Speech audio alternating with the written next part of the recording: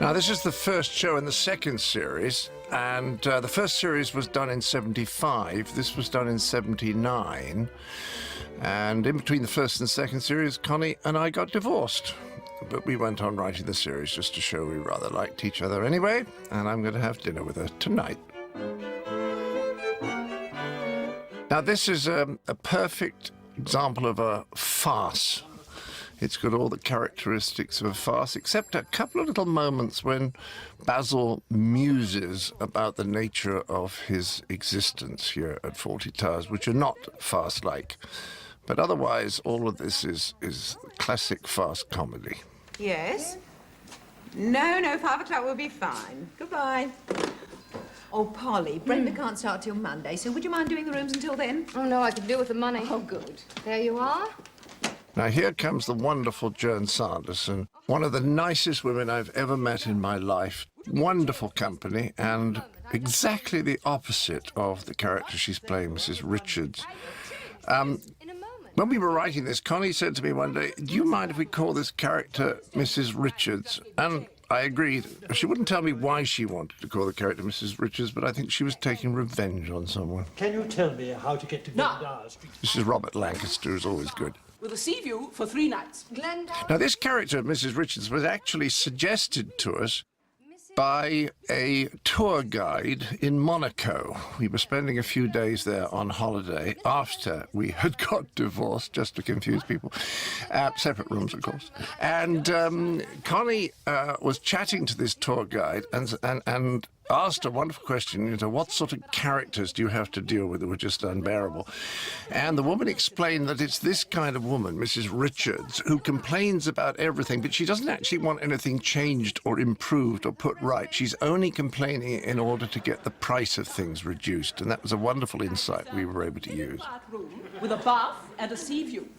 I specifically asked for a sea view in my written confirmation, so please make sure I have it. Okay. I love the fact that Andrew seems to be taking it all in before he switches to Kate. Now, this is funny because she gets the idea that Mr. Fawlty is actually called Mr. What? K what? K what? C. K what? CK what? Yes. Who is CK what? K? Is it the manager, Mr. What? Oh, manager. He is. Ah, Mr. Fawlty. What? So we now have a running joke, which every time she refers to him as what, he wonders what she's querying. It's very silly. It's so simple. Entirely schoolboy humour, but it breaks me up anyway. It's all right, Mrs. Richards. He's from Barcelona. The manager's from Barcelona? No. He's from Swanage. I'd forgotten Basil was from Swanage, but Swanage is one of the funny names, like Weston-super-Mare and Beccles and Huddersfield. Very nice stay, Mr. Fawlty. Oh, glad you enjoyed it. Polly, would you... Now, this lovely guy is Johnny Shannon, and fortunately, he did bet on the horses, so he read the script, and on the first day he sat down and put a few things right, because I don't know much about betting, but he explained about odds and made sure we got all the figures right. So thank you, Johnny Shannon, for your contribution to rewriting the script. Worth a flatter. But pay the tax on it before... Well, delighted you enjoyed your... And all farce seems to me to do with concealment. The protagonist always does something at the start or is doing something during the course of the farce which he has to hide from someone else, or the sky falls in. Dragonfly. What? Yes, good luck. Jolly good luck with it. I like that little look of Basil's there. Now, I'm very surprised here to see, as you'll be able to see in a moment, that the Major is reading The Sun, which doesn't feel quite right from the point of view of his character. And I think it may have been something provided by the props department. And during the course of the day's rehearsal, when there was rather a lot to think about, I must have missed it, and maybe everyone did. But there he is, reading The Sun.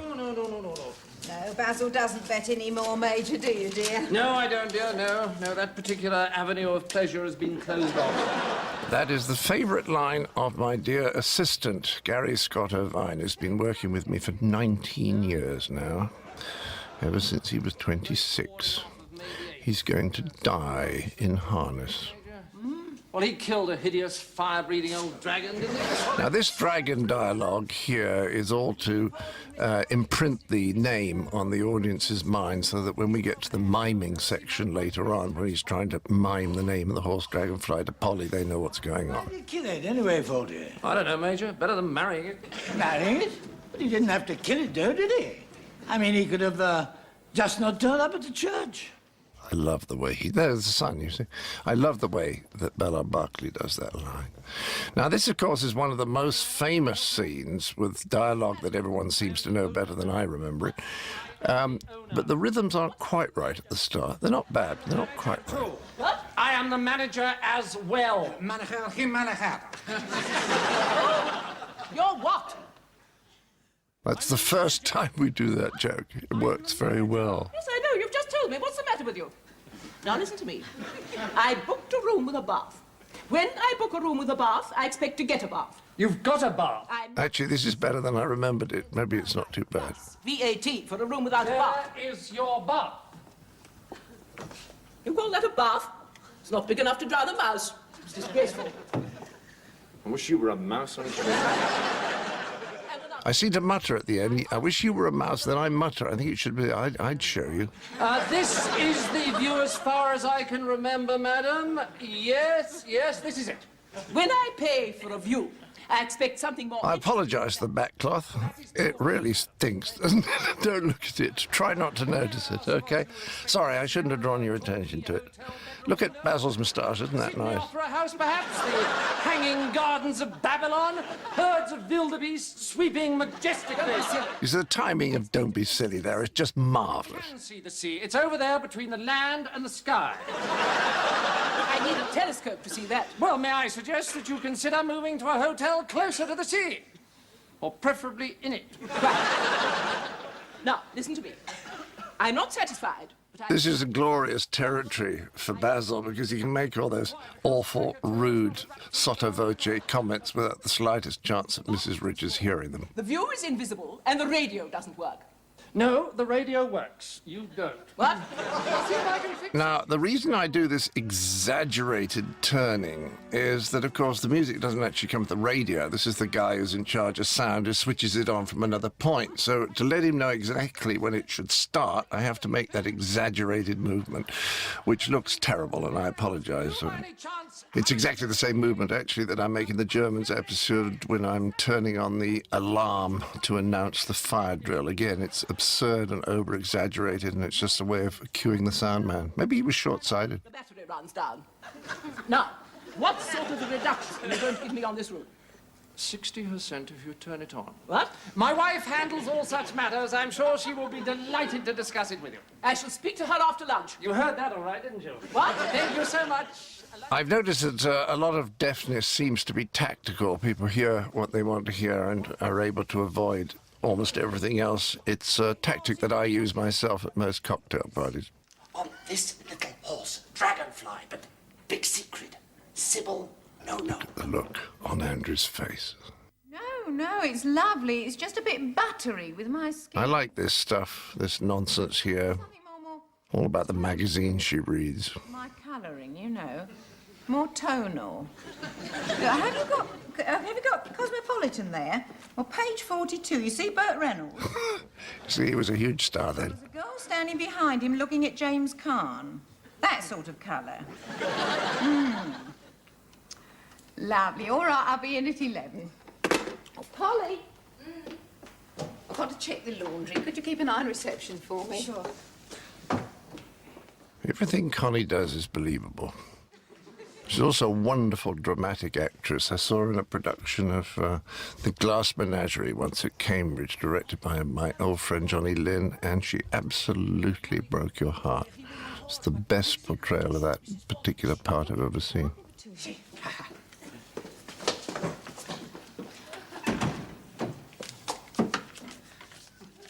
I like the way Andrew stays there. Makes the picture more interesting.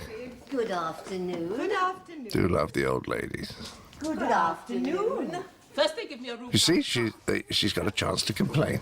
She's not going to let that go. Would you like some of ours? We keep an extra supply. Yes. Would you like some of ours?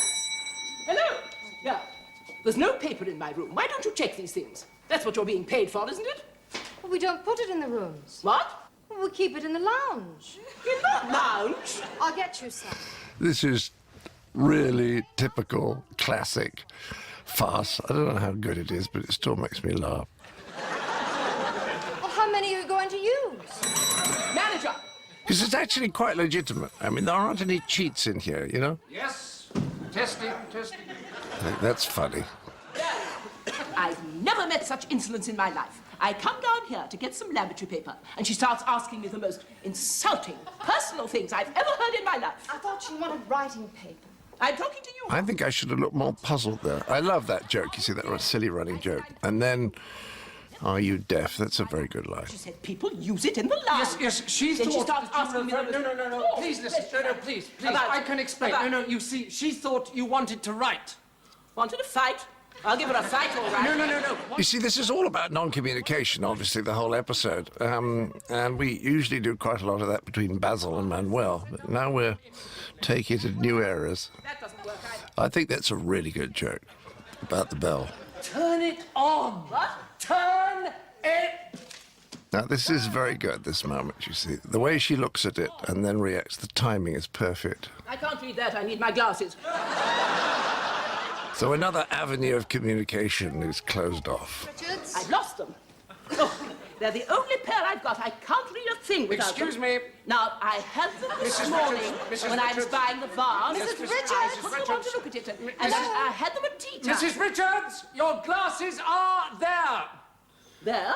You see, I had to look at Polly at that moment, because otherwise I would have had to shout at her, no, before she'd set off. It's an interesting little bit of technique, that.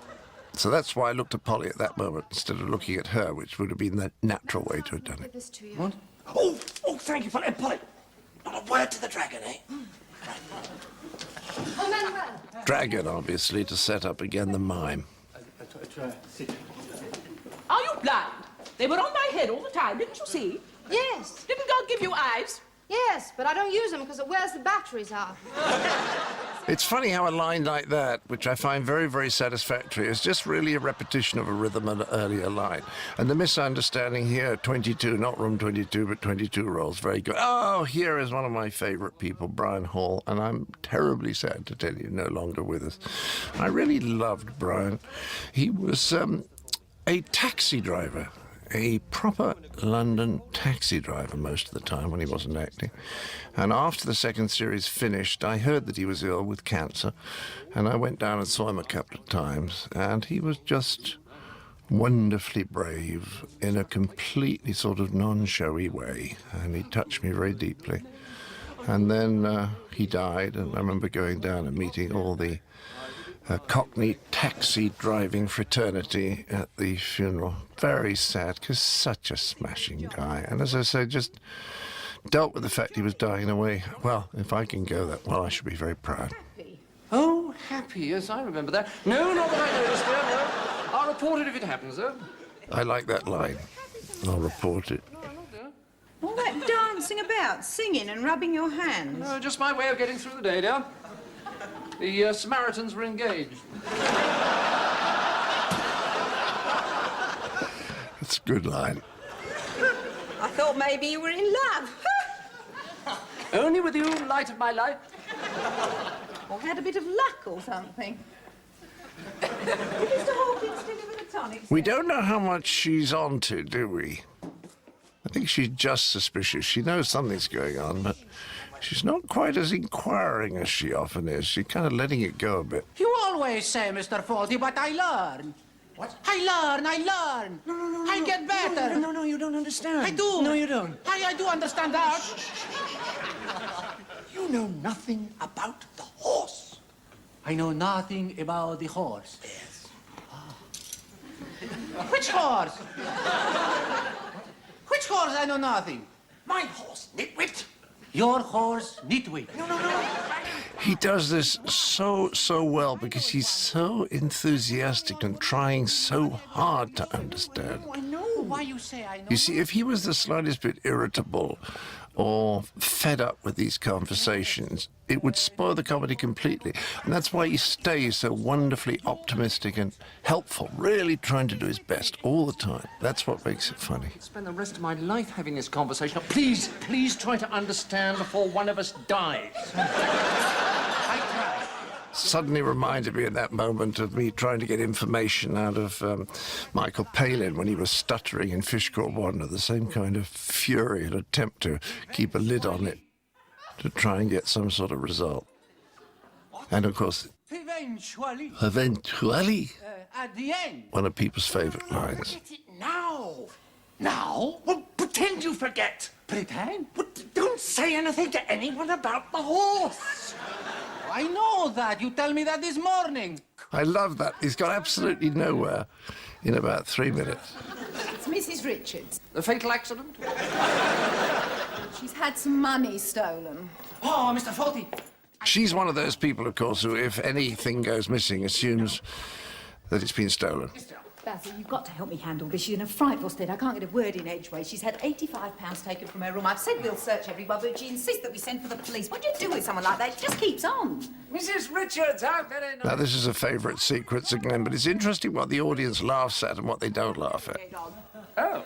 Mrs. Richards, I've explained to my... I've just been up to my room. £85 has been taken from my bag, which I had hidden under the mattress. Oh, yes? It's a disgrace. I haven't been here a day. What sort of staff do you employ here? It's nice that she's so unpleasant and so rude, because it sort of justifies what happens next. What have you got to say for yourself?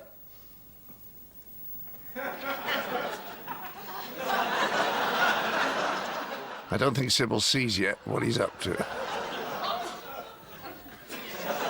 Now, we had to make sure that the audience knew what was happening, so we give her this line. Wait. I haven't got it turned up enough. Basil! I said go! And the audience loves that, but there's a funny bit coming up they don't laugh at. Has it come away?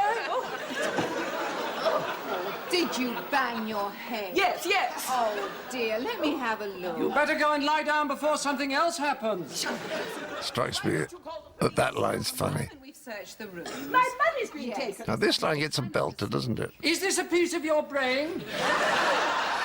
I think it's nice that he's kicked. £85.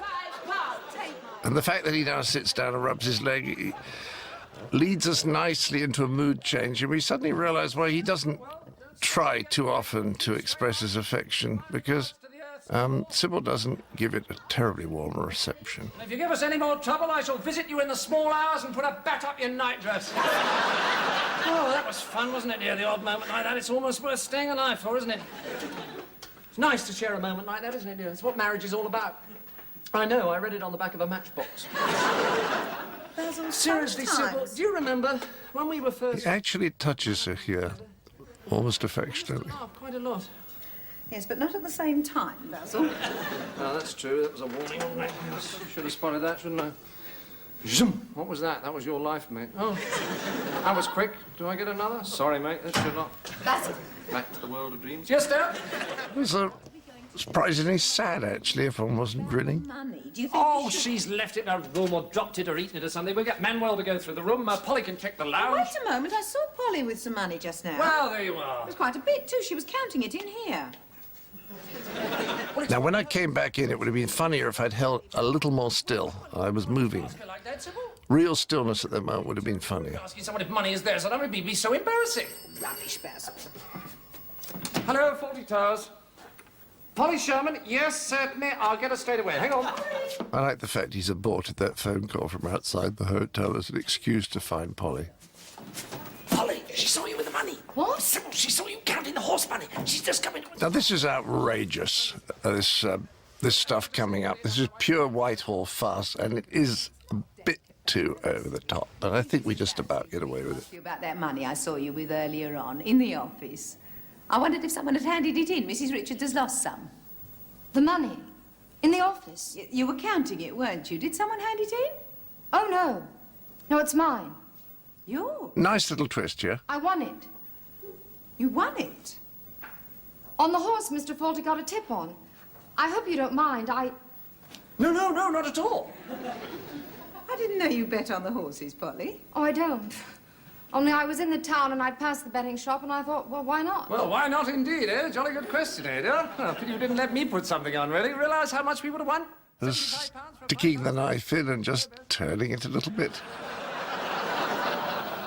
Those were the odds, were they, Basil? Yes, that's right, dear. 14 to 1. I listened You to see, Basil is capable of thinking very, very quickly. Polly. It's just that he gets so stressed, and as Daniel Goleman says in that wonderful, wonderful book, Emotional Intelligence, stress makes you stupid. He gets so stressed that that's when he starts making mistakes. Bird brain. No, that came in third. Fishwife. What? I don't think that's such a good line, fishwife.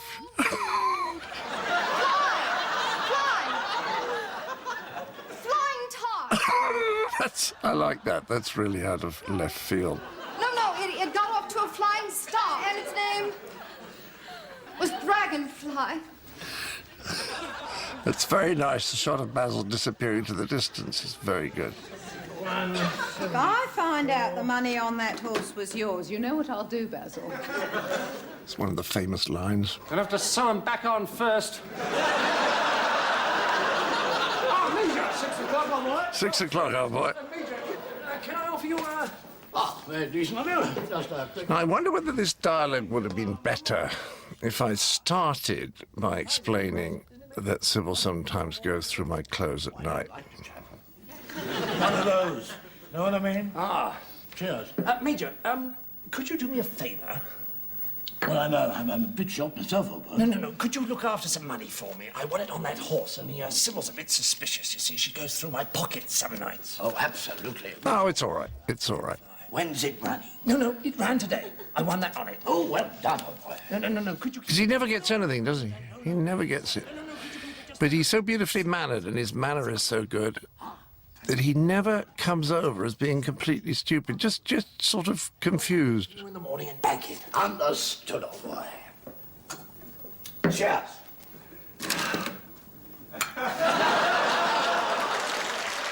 Nice little bit of business. I taught myself to juggle a few years ago, and those little skills sometimes just help at a crucial moment when you need what the professionals call a button, a little laugh or burst of energy at the end of a scene. Have you called the police yet? Excuse me, I'm trying to take a telephone call. Have you called them yet? Yes, we have. When are we going to be here then? As soon as possible. They're very busy today. Busy. Oh. There was a lot of bloodshed at the Nelgwyn tea rooms last night. There was a Nelgwyn tea rooms in Weston-super-Mare that always made me laugh. Now, this guy on the right here, it's a slightly odd bit of dialogue, and I couldn't figure out when I watched it yesterday what it was all about. And I think the key is that he's a Scot. I think it's just another joke about Scottish meanness. I remember my father told me those jokes. They were very current in his youth in the 20s and 30s. Jokes like... 2 taxis collided in Aberdeen. 32 people were injured. And Dad saw a farce in the West End when a Scotsman came on and opened his purse and a moth flew out. Give it to me. Don't be a fool, Stephanie. 92,750, I said, and I'm not taking a penny less. You tell him that. Why don't people listen? These sums don't sound very huge anymore, do they? Well, let's scrub that 32p then, shall we? Let's enjoy ourselves. Oh, thank you very much. Oh, Major! Can I have it now? What, old boy? Now, Ballard Bartley does this bit absolutely superbly. Well, you remember, I gave you some money, just before you went to that remembrance service. Remembrance service? Yes. I don't remember that, old boy. Well, but it was for a chap you didn't like. I think it would be better if he'd said remembrance service. I don't remember that, instead of having me say one line between those 2 lines. No, you were in your best suit. Was I? Oh, yes, of course. Yes. I went to the theatre, of course. No. Yes, There's a joke here I adore. Yes, Miss Atwell? Well, Marjorie Atwell, then. Marjorie, I always call her Winnie because she looks like Winnie. She's not black. Black? Churchill wasn't black. I love that. Because it goes Winnie to the Major Whippy Church. Call the police. You've done no such thing. Your wife's just told me you're still searching the room. Well, I thought she'd call them. You lying hound. Mrs. Richards. Go and call them now, immediately. Yes, but Mrs. look. Richards, we will, the moment we've searched... Right? I shall call them myself, then. Well, couldn't we just wait until... I've never seen such a place. All right, Mrs. Richards. Would you like to use... It's a strange mime, this, isn't it? Why doesn't he let the arrow go? Get the key and check her room. Right. I found it, Fawlty. What? It was in my pocket. It's in my new suit. This is where he's so wonderful. Right down. Yes, can I don't know how it got there. No, you see, because I make a point. Yes, I make a point of keeping my money in my hip pocket. Yes, please, please. What about? Can I have it? Oh, yes, the money. Yes. Now he looks in his hip pocket. Isn't that wonderful? No, in there. Basil? Here it is. What's that? I found it, Mrs. Fawlty. The money. Oh, that's marvellous, Mrs. Richards. What? We found your money. Oh. The Major's found your money. What? Oh, thank you so much, Major. There you are. I said it would turn up. What is it, Basil? Bit of luck, eh, Fawlty? It's £10 short. Oh, dear. It's not £10 short. Oh, my God. Don't worry. We'll have a whip round. Does everybody realise that's the charity box? Should we have established? Now, this is odd. She throws the coffee at me, and what I didn't realise at the time is it's gone all over the Major, too. Now, you see, Ballard Bartley plays this absolutely beautifully. He doesn't even notice. Would you mind if I popped up and had a look? He's got coffee all over him. I'll see if He's I can quite find unaware of a it. moment. It's in with Excuse me. Did you say it was in your pocket? Yes, can I, yes, Mrs. Richards, yes. can I... What was it doing in your pocket? Can I explain? You're not explaining anything. You're completely... Now we go into complete farce where everything that's been set up before comes to fruition. Gave him the money to look after. What? You see, there's been a mistake. That money there is in fact mine. Yours? Yes, as the Major will confirm. You see, I was saving it up for a present for my wife, right? And that's why I couldn't say anything just now. But I gave it to the Major last night. What rubbish? Well, This is my money. No, the Major will verify what I've said. Again, so keen to help, you see. My wife's present. You remember I gave If he wasn't keen to help, it wouldn't be funny. Yes, you remember? That money I won on the horse. A horse? What are you whispering? What are you saying? He says he won it on a horse. Won it on a horse? Doesn't matter. Do you remember me giving it to you? Oh, think, please think. What was the question? That's wonderful, the way he times that. Now, of course, we know what's going to happen. It's absolutely inevitable. Yeah, but I still think it's funny. Tell her I had the money yesterday. I know nothing. What? I know nothing. We know that he's been practicing that line, don't we? He's been in the kitchen practicing it. I know nothing. No, you can tell her. You can tell her. I cannot. Yes, just tell her. Oh, tell her, please. Tell her. I know nothing. I am from Barcelona. I'm not listening to any more of this rubbish. I'm going to finish my breakfast. And when I come back, I want the rest of my money. Give it to her, Basil. I can't find it. Give her 10 from the till. Right. It's one of these little moments when he goes over the top. I like this shirt joke. I'm going to give her the shirt off my back, too. You see, I know nothing. I'm going to send you to a vivisectionist. Now. Now, here's George Lee coming in a moment, because obviously if he's behaving like this, somebody's got to see it who doesn't know why. George, in case you recognize him, was the guy who delivered the garden gnome in the Builders episode. He does a lovely Devon accent. You got a Mrs. Richards staying here? Promise you, there's a pad down there. Yes. Well, only she bought this yesterday, asked us to deliver it. The thing is, she left some money behind. Keeps it in this. 95 quid. Look. The cleaner found it this morning. Almost threw it in the bin. Lucky, eh? She around? No, I'll give it to her. Oh, thanks, Mr. Fawlty. Goodbye. At last, a moment when Basil seems to have triumphed. And in comedy, and indeed in drama, if the very ending is a downer, then you have to have an upper shortly before it, and vice versa. It doesn't matter. I'm £10 up on the deal. £10 up? It's 95. Even if I give her 10, I'm still 10 up. Polly, for the first time in my life, I'm winning. You see, Basil is honest. He gives her a chance to reconsider here. Your beautiful vase that you bought yesterday has just arrived. Now, remind me, the money that you have there, is it yours or mine? I told you, it's mine. You're absolutely sure? Yes, I am. But you're still £10 short? Yes. Polly, give Mrs. Richards this, would you? What's that? This is mine. What's that, Basil? I think if we were able to do that again, we would have had Sybil come in just a beat earlier. On the horse. That's right. Polly asked me to put it in the safe for her. I like this moment. Is he going to get away with it? Seems he has. Your money, Polly. This is your beautiful vase. That's a bit of odd shooting here. Notice that when the vase drops, we don't actually see it. On that horse. See? I dropped it there. I wonder if we should have seen it. Does it matter? You see, if this was a movie, we'd have shot it all the different ways, and then we could edit it both ways, seeing it and not seeing it, like we do there, and then we could show it to an audience, and they would tell us which was right. Because the wonderful thing about comedy is the audience is always right. If you're in the theatre and they don't laugh Monday night, you can say, well, it wasn't a very good audience tonight. If they don't laugh Tuesday, you say, well, yes, well, you know, they'll laugh Wednesday, and when they don't laugh Wednesday, well, it isn't funny. And now, if you watch the credits, you'll notice that John Howard Davies, who did the first 6 shows, is no longer doing it because he was made head of the department. And he brought in a lovely man called Dougie Argent to produce it, and Bobby Spears to direct it. And Bobby did all of the last 2nd series.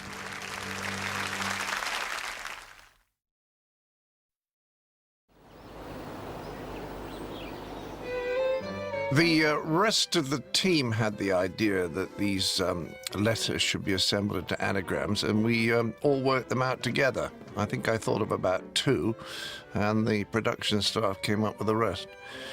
I was once presented at some occasion with an award by Melvyn Bragg, and he described Fawlty Towers as lovely little farces, which is exactly what they are. And, of course, the most common element in a farce is sex. And the lovely thing about this episode is that there are 3 absolutely stunning women. So even if you don't think it's funny, it's worth watching just for them. Well, it's engaged. I used to use the speaking clock a lot, and it was quite extraordinary how difficult it was to get through to it. In fact, a lot of this episode really is based on my personal experience, because a lot of the stuff to do with sex and sexual attitudes was very much Western super-mare stuff. And there's a lot of other more personal stuff in here. There's a conversation that Sybil has about her mother, which is actually her talking about my mother. I don't know why she stays with him. Oh, that's pretty. Now, this is the lovely Nikki Henson, who's just about my oldest actor friend. When I did the Frost Report in 1966 with Ronnie Barker and Ronnie Corbett, and David, of course. The very first day's filming I ever did in March 1966 was with Nicky. We shared a dressing room together, and we've been friends ever since, and I'm having dinner with him tomorrow. I asked him if he could do this part because I'm so rude to him all the way through that I really wanted to invite an actor to do it who really knew that I loved him, because otherwise I thought the effect of 1 week of being insulted at every 30 seconds would kind of grind somebody's ego down. And since Nicky knew and knows that I love him, I was absolutely delighted that he'd take the part. Also, coincidentally, it was perfect for it. That's awfully good, isn't it? Mwah! Did you hear it, Basil? What, dear? The joke. Oh, a joke. Now I heard you laugh. I thought perhaps he was having a tea party. All those tedious old ape jokes now come out, which I think are exactly in character, even if they're not particularly great jokes. Only from some angles.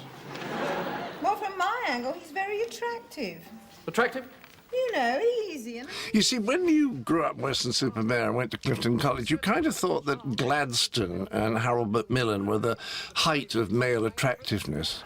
The idea of dangling charms and even wearing rings was kind of a sign of narcissism, and certainly of narcissism, but almost certainly of tendency to homosexuality, if not actual practice of the act. Happens to be a rhino's tooth. One's an ancient Egyptian fertility symbol. Well, that must... Mind you, they are bloody silly anyway. It's not supposed to be handy, Basil. It goes back to the dawn of civilization. Well, by the look of this forehead, so does he.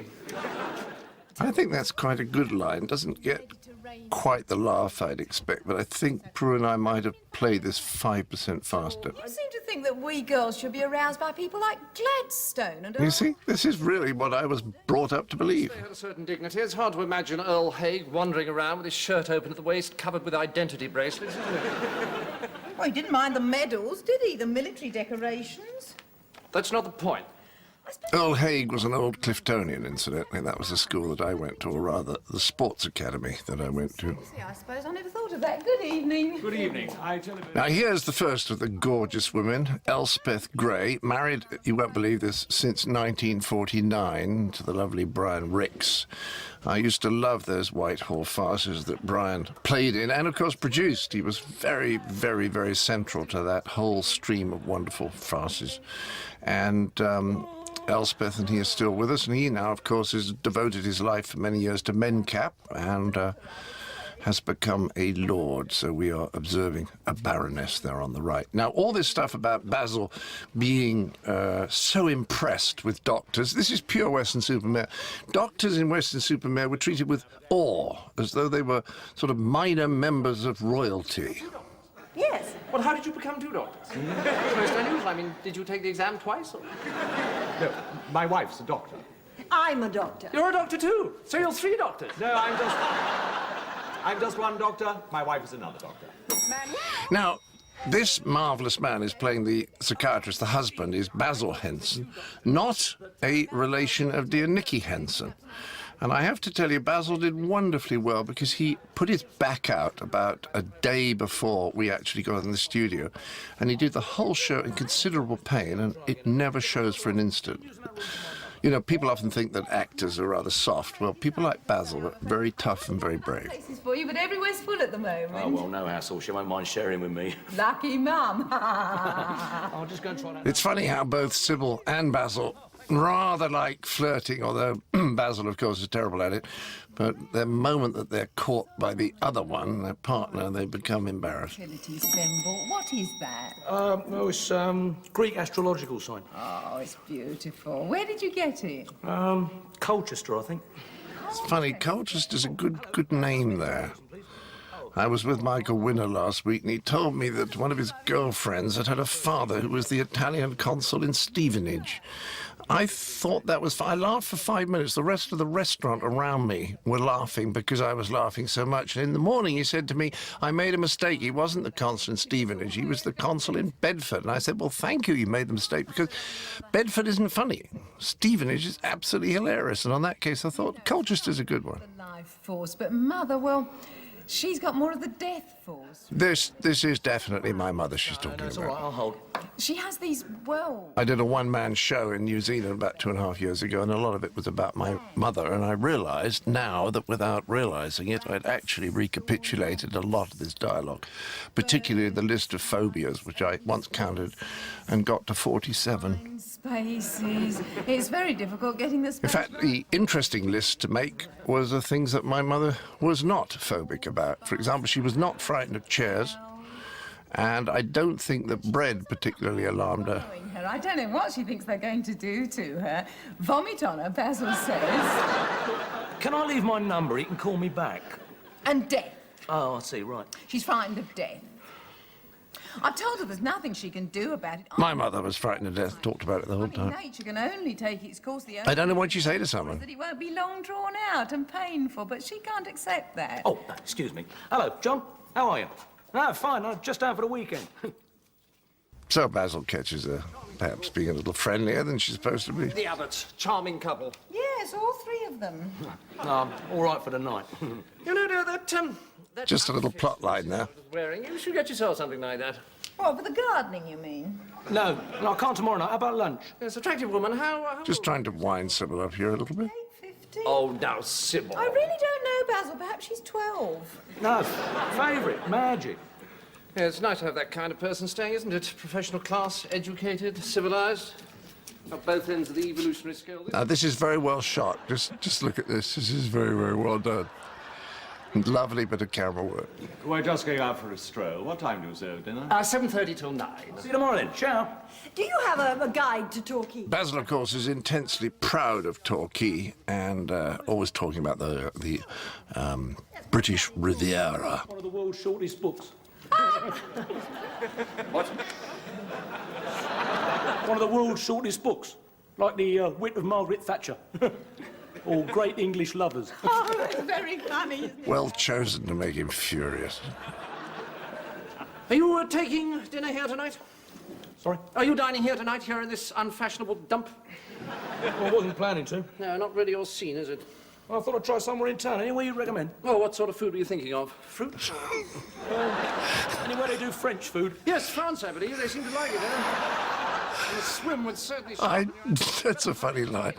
The first line isn't so funny, but got a big laugh. But I still, after 40-odd years in this business, I still don't know what the audience is really going to laugh at. I can usually guess whether there's going to be some reaction, but I never know if it's going to be big or small. The golden dog something? Do enjoy yourself. We'll see you later. I have had it up to here with you. You never get it right, do you? You're either She does this beautifully, doesn't she? their boots or spitting poison at them like some benzodrine puff adder.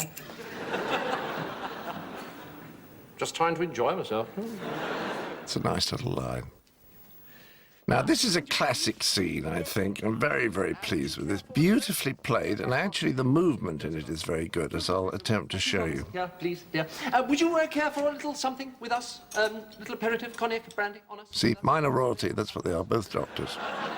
Well, thank you. Yes, I'd like a cognac, if I may. Dr. Everett? A port, thank you. Mon plaisir. Coffee for you, Doctor. Thank you. And for you, Doctor. Thank you. Have you been to Torquay before? Well, not for a few years, no. We had a free weekend and we suddenly thought we'd like to get out of London. Lovely. White or black? Black, thank you. And black for you, Doctor. Thank you. Cognac for you, Doctor. It's rather fascinating you're both being doctors. Port for you, Doctor. Because at one stage I was contemplating becoming a surgeon. A tree surgeon. Thank you, Sybil. They always try to build themselves up, and the other one always pulls them back down again. Now, I like the reaction that's coming up in a moment when Basil Henson tells me that he's a psychiatrist. I think this is a good choice. Are you both in general practice? No, I'm a pediatrician. Feet. Children. Well, children have feet, don't they? That's how they move around, my dear. You must take a look next time. It's most interesting. And you, Doctor, are you, I'm a psychiatrist. Very nice, too. Well, cheers. So I love the pure ordinariness of what he's done, because you don't immediately realize what a fool he's made of himself. Then you do. We had a faith healer the first month. Now, that's a funny line. I think in the Western-super-Mare, psychiatrists were regarded pretty much like faith healers or astronauts. They were creatures from other planets. I remember my mother said to me when I started therapy, well, she said, I mean, what do you want to go to therapy for? She said, you know, I mean, that's for people who are mad. My mother, of course, was completely mad. What's the matter with him? Psychiatrist.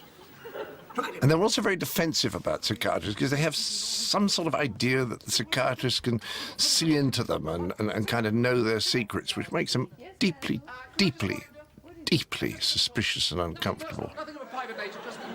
Robin Skinner told me once he used to find this at parties. He'd be talking to people and he realized that they kind of thought that he was trying to look into their soul, when in fact all he was trying to do was get a drink. Distance. I mean, remember who you are, all right? Remember who? Well, just don't tell him too much about yourself, all right? Basil, I'm perfectly All right, all right. What have you told him? This is Scotland. Western-super-Mare. Scotland? What's he want to know about Scotland? Why are you so nervous? I'm not nervous. I'm just saying take it easy, all right? All of us, just take it easy, right? This is a nice bit of dialogue. Just saying take it... I mean, can't I say take it easy without starting a panic? I mean, what is going on here? Mr. Fawlty, take it easy. Now, look, we'll get one thing clear, all right? You don't tell me to take it easy, all right? I don't pay you to tell me to take it easy. I pay you to take it easy. No, I pay you to tell you to take it easy, so take it easy, all right? Listen, why are you getting so upset? I'm not. You like... And people who get upset like this always will deny that they're getting upset. I'm not bothered by that. I'm not bothered by that. If he wants to be a psychiatrist, that's his own funeral. All that matters bloody March hairs anyway. That's not the point. Look, And that, of course, is true. he gets paid for sticking his nose... I'm joking, of course.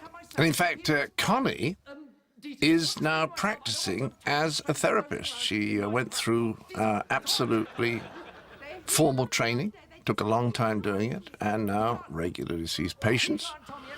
And she kind of just lost her interest in show business, and particularly in acting, which she used to love, and suddenly it didn't mean anything to her anymore. So she's moved on.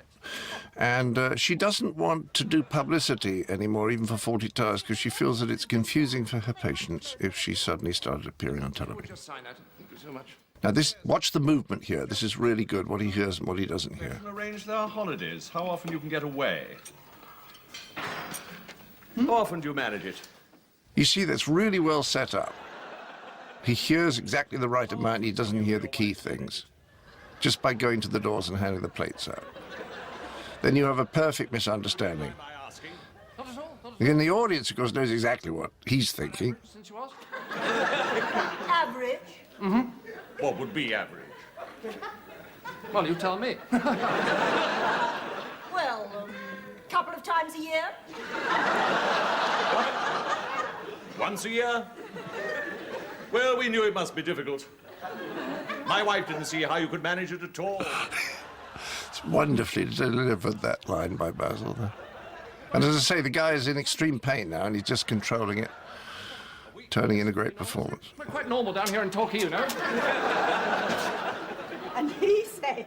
Now, this is a little moment that happens, I think, in most episodes, I have to admit, when Basil has made some awful assumption and got very defensive or angry about something, and then he comes out and either Polly or Sybil explains to him that he's totally misunderstood something and made a complete prat of himself. I can't think of anything nicer than having a good old heart-to-heart. I'm sure they understand women. Sybil. What, darling? Do you know what he asked me just now, out there? What? He asked me... It's interesting. It's much better that I do this by whispering.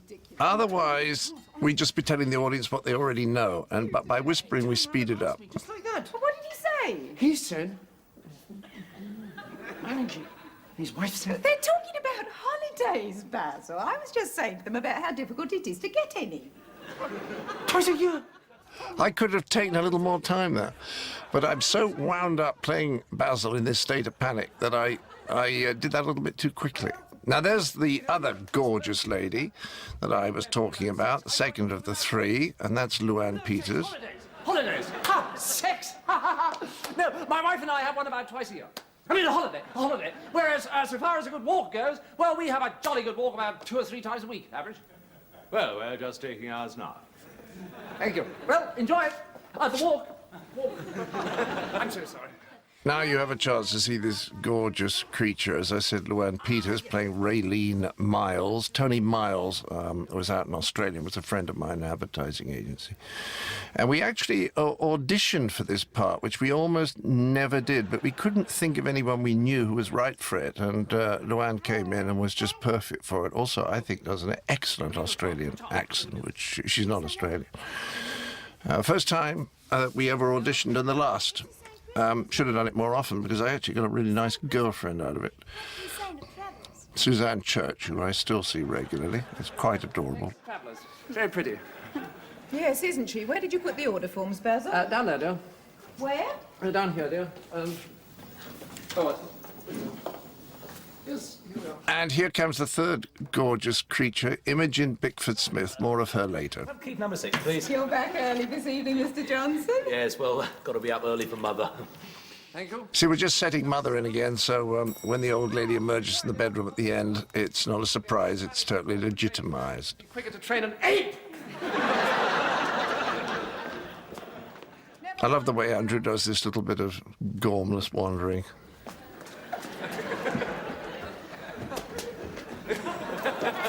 Now that's Imogen, was always referred to as Immy. Frightfully upper middle class. Are you in fact Australian? But fun, nevertheless. and I had dinner with her 3 weeks ago. She was very naughty. She was inciting me to pick up a waitress. Disgraceful. Behind the trees. This is your bathroom. Here we are. Now, this scene, I think, is very well done. And Luann is very good. All this stuff that she does here sets up why she goes and stands exactly where she does. The only thing about farce that is kind of silly is that the person who mustn't see what's happening always walks in at precisely the wrong moment, as Sybil does here. Just turn left out of the gate and straight on, and it's on your right. You see, when Basil does that, we know exactly what he's doing, and I love the fact that he looks down before he sees her. You left this downstairs. It's nice that she doesn't say anything and he runs after, and now she really kills him. It's pathetic, Basil. Look, Sybil, I was reaching round for the switch. Don't bother. Look, the lights weren't working in the bathroom, right? Okay, so I went in, checked the fitting, which was loose. I've read about it, Basil. The male menopause, it's called. Oh, and one word of advice. If you're going to grope a girl, have the gallantry to stay in the room with her while you're doing it. Isn't that a wonderful line? And doesn't she do that absolutely perfectly? Now Basil's got an apology going on. And she's nice. She's Australian. They're the greatest girls in the world. Along with the Danes. And the Swedes. And the Norwegians and the Dutch. Out of the gate, turn left, 5 minutes on your right. And the Canadians. Not at all. And the Americans. Because I only marry Americans. It's a principle of mine. Pretentious! Moi! I like the timing of the girl's giggle there. That's Imogen Bickford-Smith, sorry. Yes, can I help you? I was just wondering if I could get a drink now. A drink. Well, that's a very good move, but just as I step forward, he closes the door. It's a lovely little bit of comedy visually. No visitors in guest rooms after 10 o'clock? Oh. Of the opposite sex? No, I wasn't. But I am now. See, Nicky plays this beautifully. He was a little bit flustered when he first came through the door because he really wasn't expecting me to be standing outside at 6 feet away, but now he's got back again. He just plays this with exactly the right balance of defiance and cheekiness and firmness. That's all I need, unless you care to join me. No, thank you. Not when I'm on the job. That's when I enjoy it the most. I like those unattributable remarks. Hang on. One more champagne, one glass, quick.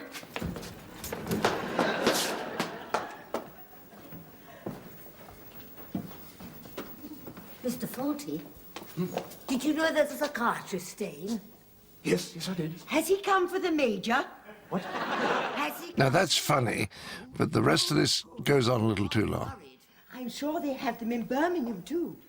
Just needed to speed that up a fraction. It's just coming. Won't be a moment.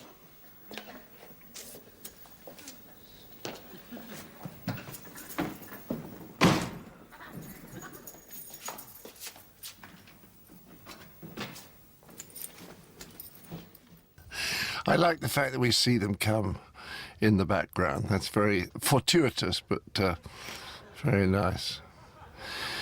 Now, I love this running gag that we now establish of checking whether things are stable or not.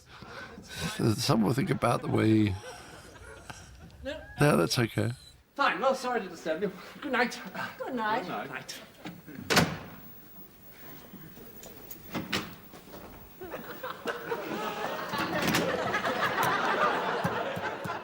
I kind of feel that Nicky should have been directed to come to the door a little sooner. It's just coming.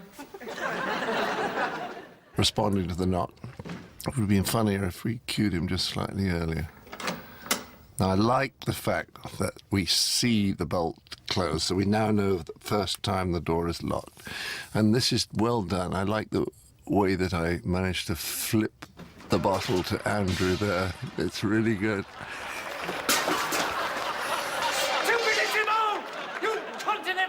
I'm sorry, I'll get you another one. An outro. Tonto. Yes, fine, David. An outro, of course, is Italian. And done with it again. There you go. I love Basil Henson here, the way he's just watching me with this icy self-control, just observing the madness.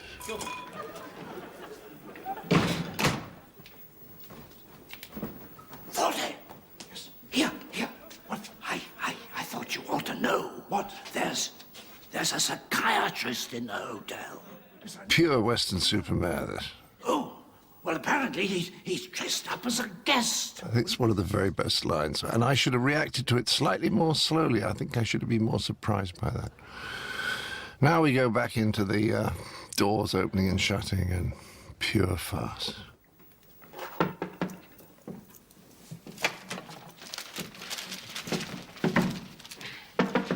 Come.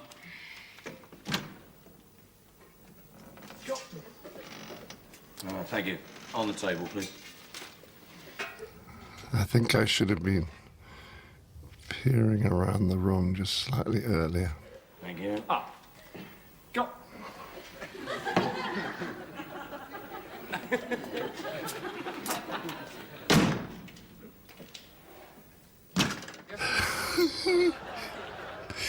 I think the yes should have been to Nicky rather than to the rest of the room. Now, this is very nice. You see how little Basil does, huh? Filthy habit.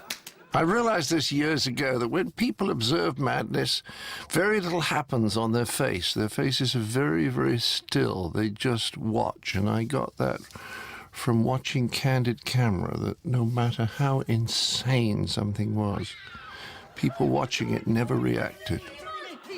What's going on? Yeah, nothing. I didn't know she was in here. I just came in to check the walls. Do you mind? Sorry.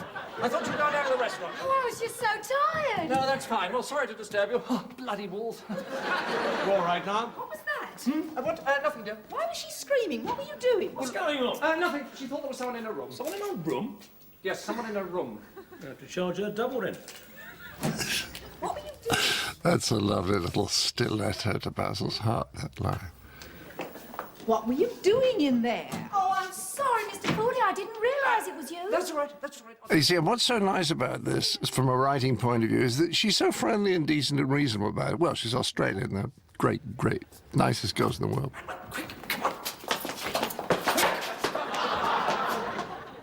Now, I love the shadows here. This is just beautifully set up by the lighting cameraman. And this is well done, because you see how we're assuming that Basil's going up to that room. You see, now we cut to the room again in a moment.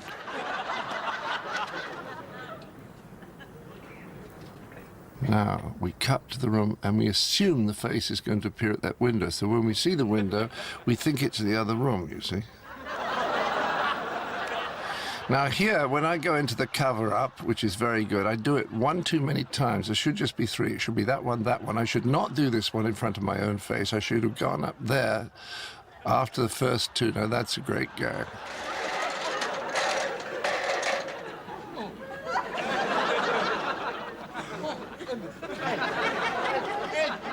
I like this very much now, when he runs to get Sybil and completely drops Basil in it.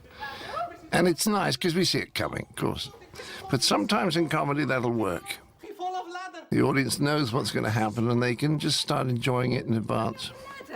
He tried to see girl. What? He tried to see in room to see girl. She make him crazy. Come. It's very good, legitimate double entendre there in Andrew's lines. And this is nice here. It reminds me of when Mariah comes into the courtroom in Fish Called Wanderer and gives me a whack like that. Although Mariah hit me much harder than Prue did. Prue's too nice, I told her last night.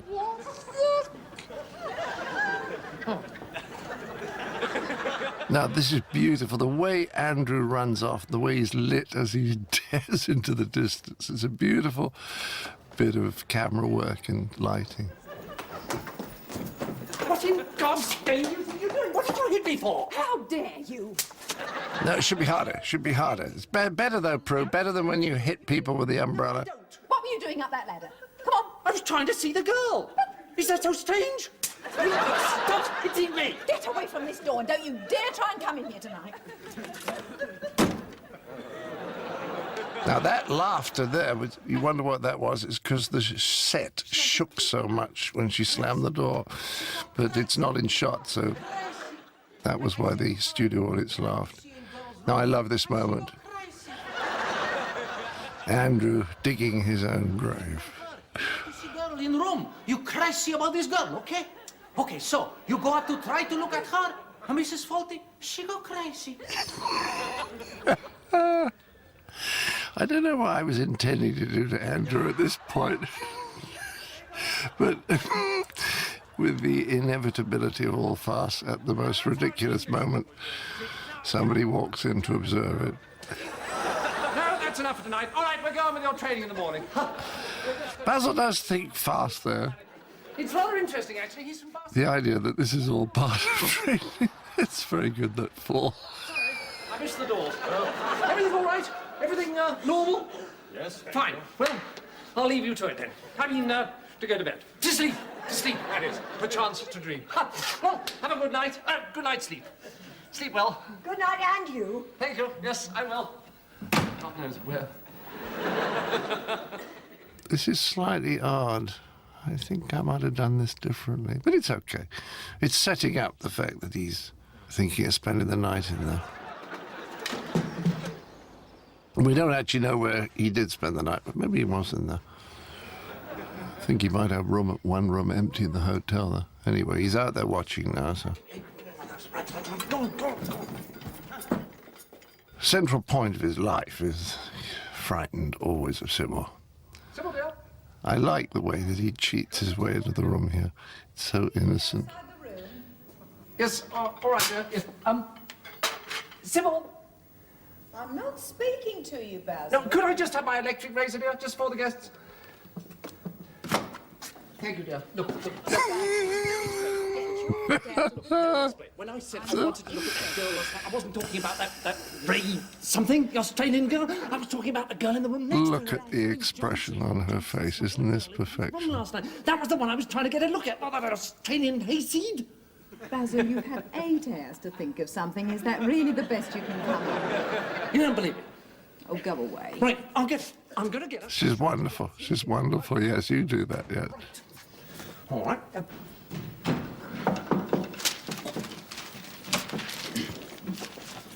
Come. Mr. Johnson, You see, that's a surprise. That's nice. We thought, just for a moment, that that was going to be Basil, so that's good.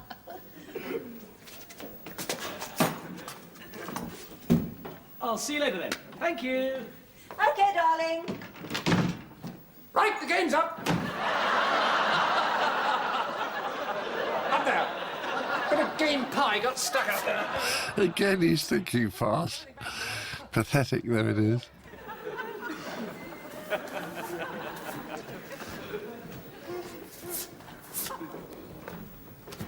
That little look from Basil at the end of the scene just carries the energy on and over the cut into the next scene. It's a tiny little thing, but the audience probably won't notice it at a conscious level, but it just keeps the tension.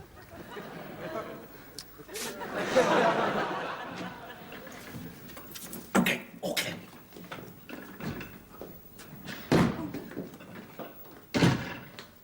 So that's nicely played too. And I have to tell you, I did not have the pleasure of putting that imprint on Luan Peter's right boob. That was done by one of the staff, a young fellow called Ian, who reported in after about 4 o'clock that he'd successfully accomplished his task. So I was very, very careful not to put my hand anywhere near, because if so, it would have messed up Ian's beautiful paw print. Now, I don't know why I did that. I don't think that was quite right. I don't think that was necessary. Look, I'll tell her to go. Torrance, I'm going to get the other girl just to prove it to you, but I'll tell Miss Miles to leave. Out. Right. Out. It's a very nice little bit of set design there, where I have to run up the steps as I get to the top there and then down again. There's a lovely little bit of eccentricity. Now, this is well worked, I think. And this is well worked too, because he's going to get out of the room. Where is he going to go now? Now, there's one thing wrong here, and that's the shadow. You see where Basil's finger is there by the lock or by the knobs, and we don't see it so clearly just because it's shadowed. And as you'll see later on, this show is something like 35 minutes long, so trying to get this all recorded in the 2 hours available, you can't get everything right. Now you see it's much funnier, now it's in the full light. Basil? And I like the way she knocks on the door. You see, that's funny. And then he's in there. What's going on? I was in the bathroom. It's nice that that checking things is a little theme that goes on and on throughout the show. Dreams that a girl like this could possibly be interested in an ageing, brilliantine stick insect like you. It's very important when Prue has a very funny line like that. You see that I'm completely still when she delivers it. If I'd been moving around, the line wouldn't have been so funny. There's just moments when you've got to freeze so that the audience is not in any way distracted. Johnson's room. You remember when I put my hand on the... Better sound effect we could have put on that afterwards. You think I've got time to listen to any more of your hopeless lily-livered jellyfish lies? They are not lies. I am Why can't you be a man? If you want to grope the guests, why can't you at least be honest about it without making up some pathetic song and dance? Shut up! Oh, you've done it now. No, I haven't. I'm just going to. I'm fed up with you, you rancorous, quaffered old sow. I mean, his choice of words is very good, isn't it? You know, he's quite literate. He was quoting Hamlet just now to the psychiatrist. For chance to dream. Now, this is a great setup. And now we go back to something that was set up in the first 7 or 8 minutes, which I hope the audience has forgotten about, but I hope the audience will remember at the crucial moment. What? Another bottle of champagne, perhaps? I thought you said you rather enjoyed it when you were on... I love the way Nicky plays this. Just so solid. And sort of rude, but just the right degree of rudeness and insolence. He never pushes it too far. Contradictory gender, that sort of thing? I lost the words there and sort of ad-libbed my way out of it. We didn't have time for a retake. It was okay. Oh, yes, of course, the little woman, eh? The only thing is, I thought you told my wife that you were single. I am. I see, so... So Nicky knows he's got me now. He just has to play it through. Your mother. Oh, I see. This, bit of crumpet's your old mummy, is she? Oh, now he's digging his own grave, isn't he? Deeper and deeper and deeper. Mother Johnson, come out, come out. See, I mustn't see it to the last moment. Yes, thank you. And we've increased the embarrassment by having a tableau in the background observing what's going on. Now, this is nice. This is a good moment. And, of course, the psychiatrist come round at exactly the right time. And this is a nice movement here, like some demented mega cockroach. Now, should we just have left it there? The line "I'm on holiday" is a good one, but I think we went past the ending by about 5 seconds. And that episode was 35.5 minutes, and we're supposed to be doing 30, and that was what was so great about the BBC in those days. They just said, okay, well, it's 35. If it's funny at that length, we'll work around that, because the moment that you go to a commercial company, then they're terrified about that, because they've got to get the commercials in at exactly the split second that they are contracted to be shown. Bless the BBC in those days.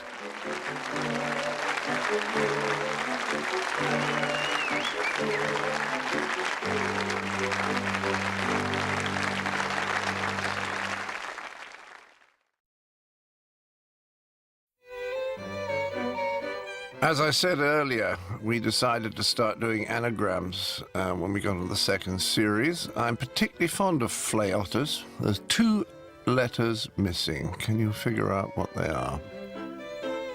What I like about this episode is it starts with a lot of people and it finishes with a lot of people. And in the middle, there's just 4 of us. Oh, it's a lovely part of the... On the right, Anthony Dawes. Now, this episode has got a lot of my favourite actors. Anthony, and in the background there, over his shoulder, you could see for a moment, that is Terence Connolly just putting food on the right in his mouth.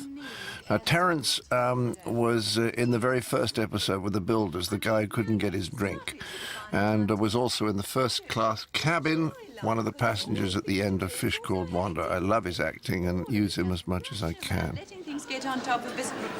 And quite honestly, what's the point? Have you finished? And Terence there is sitting with June Ellis. That's Mr. and Mrs. Johnston. I use the name Johnston because of my old friend Ian Johnston, who wrote Fierce Creatures with me. Well, I didn't notice at the start. You didn't notice at the start? No, well, it was a sauce. I wasn't sure. So you ate half to make sure? I mean, this is just a wonderful example of terrible, terrible service, and that is what this episode is all about, relentlessly. It's about service and about complaining. As it's inedible. Well, only half of it's inedible, apparently. Well, deduct half now, and if my wife brings the other half up during the night, we'll claim the balance of the morning. Now, Terence, I think I'm right in saying, has got a nice wig on there. That's a little more generous in the hair department than he usually displays. So I've cut out butter. And there's Norman Bird, I mentioned, with the red waistcoat just there, and Stella Tanner on his left. It's all right. But it's all bristle. No. And this is what the British way of complaining is, which is to moan to each other, and then when the maitre d' walks by to say everything's just fine. I don't know how they get away. Because to complain to the English middle class is a sort of act of rudeness, because they don't understand that you can complain without getting angry. You say something. Well, there's no point, is there? We just won't come here again. You see, that's what happens, because you don't complain. You just decide not to come here again. It doesn't give a chance for the hotel or the restaurant to fix it. And as we pointed out in Video Arts, for the management and sales training films company that Tony J started with me and Peter Robinson about 1972. In fact, when you get a complaint, it's a chance almost to win a customer for life, because everyone's a little uncomfortable about complaining. But if you handle a complaint really well, they are so relieved and so, impressed by the fact that their complaint has been taken seriously, that, as I say, you can make them a customer for life. Wrong? Well, you think I don't know? I mean, you only have to eat here. We have to live with it. Now, this is the other great mistake that anyone makes dealing with a complaint, which is to complain back and not to take responsibility. Complaining to him.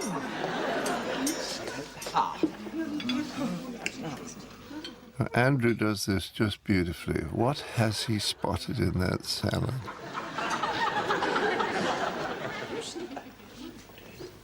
Sorry about that. Very cool. Thank you. Now, this whispering is very nice, because...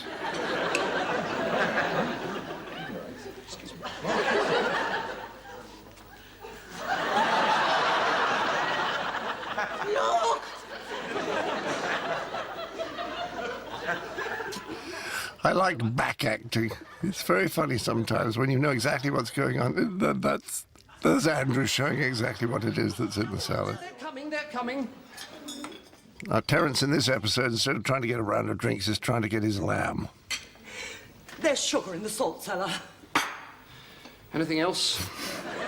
Is that marvellous? Anything else? Because this is the attitude of a lot of British hoteliers, which is that the guests are the ones who are causing all the trouble. In fact, I've often claimed that the motto of the British Hotel Association is, if it wasn't for the guests, we could run this place properly. For lambs. Yes, I'm getting them. Excuse me. Yes?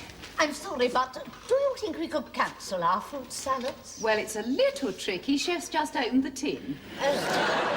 This is a place that's run primarily for the convenience of the staff, which is true of many, many organizations. It's very hard for people, and I'm talking now with my Video Arts hat on, it's very hard for people running institutions to actually think of them from the point of view of the customers. It's the single most common mistake. Yes, I can cope, dear. Coping's easy, not pureeing your loved ones. That's the difficult part.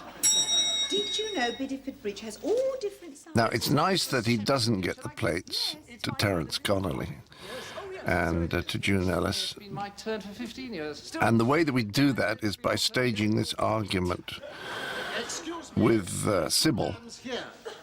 I'll have them removed if they're bothering you.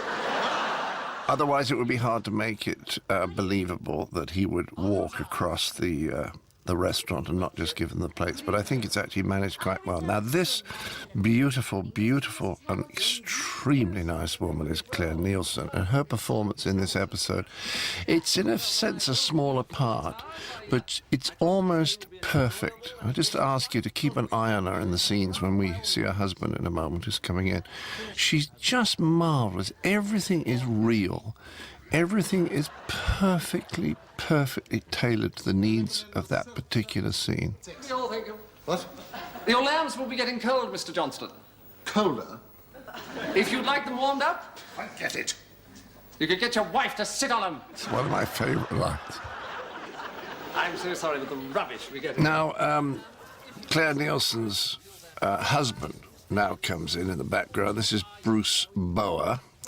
And Bruce's performance in this is just terrific because it is so powerful and confident, and it is very, very, very hard on just 5 days rehearsal in front of a studio audience, which throws a lot of people because they do mess up your timing sometimes. To come in with a performance that is this confident and powerful and at ease, and he never ever misses a beat. He keeps up the pressure on Basil. Just note, he is never slow to pick up a cue. He just keeps the pressure up all the time.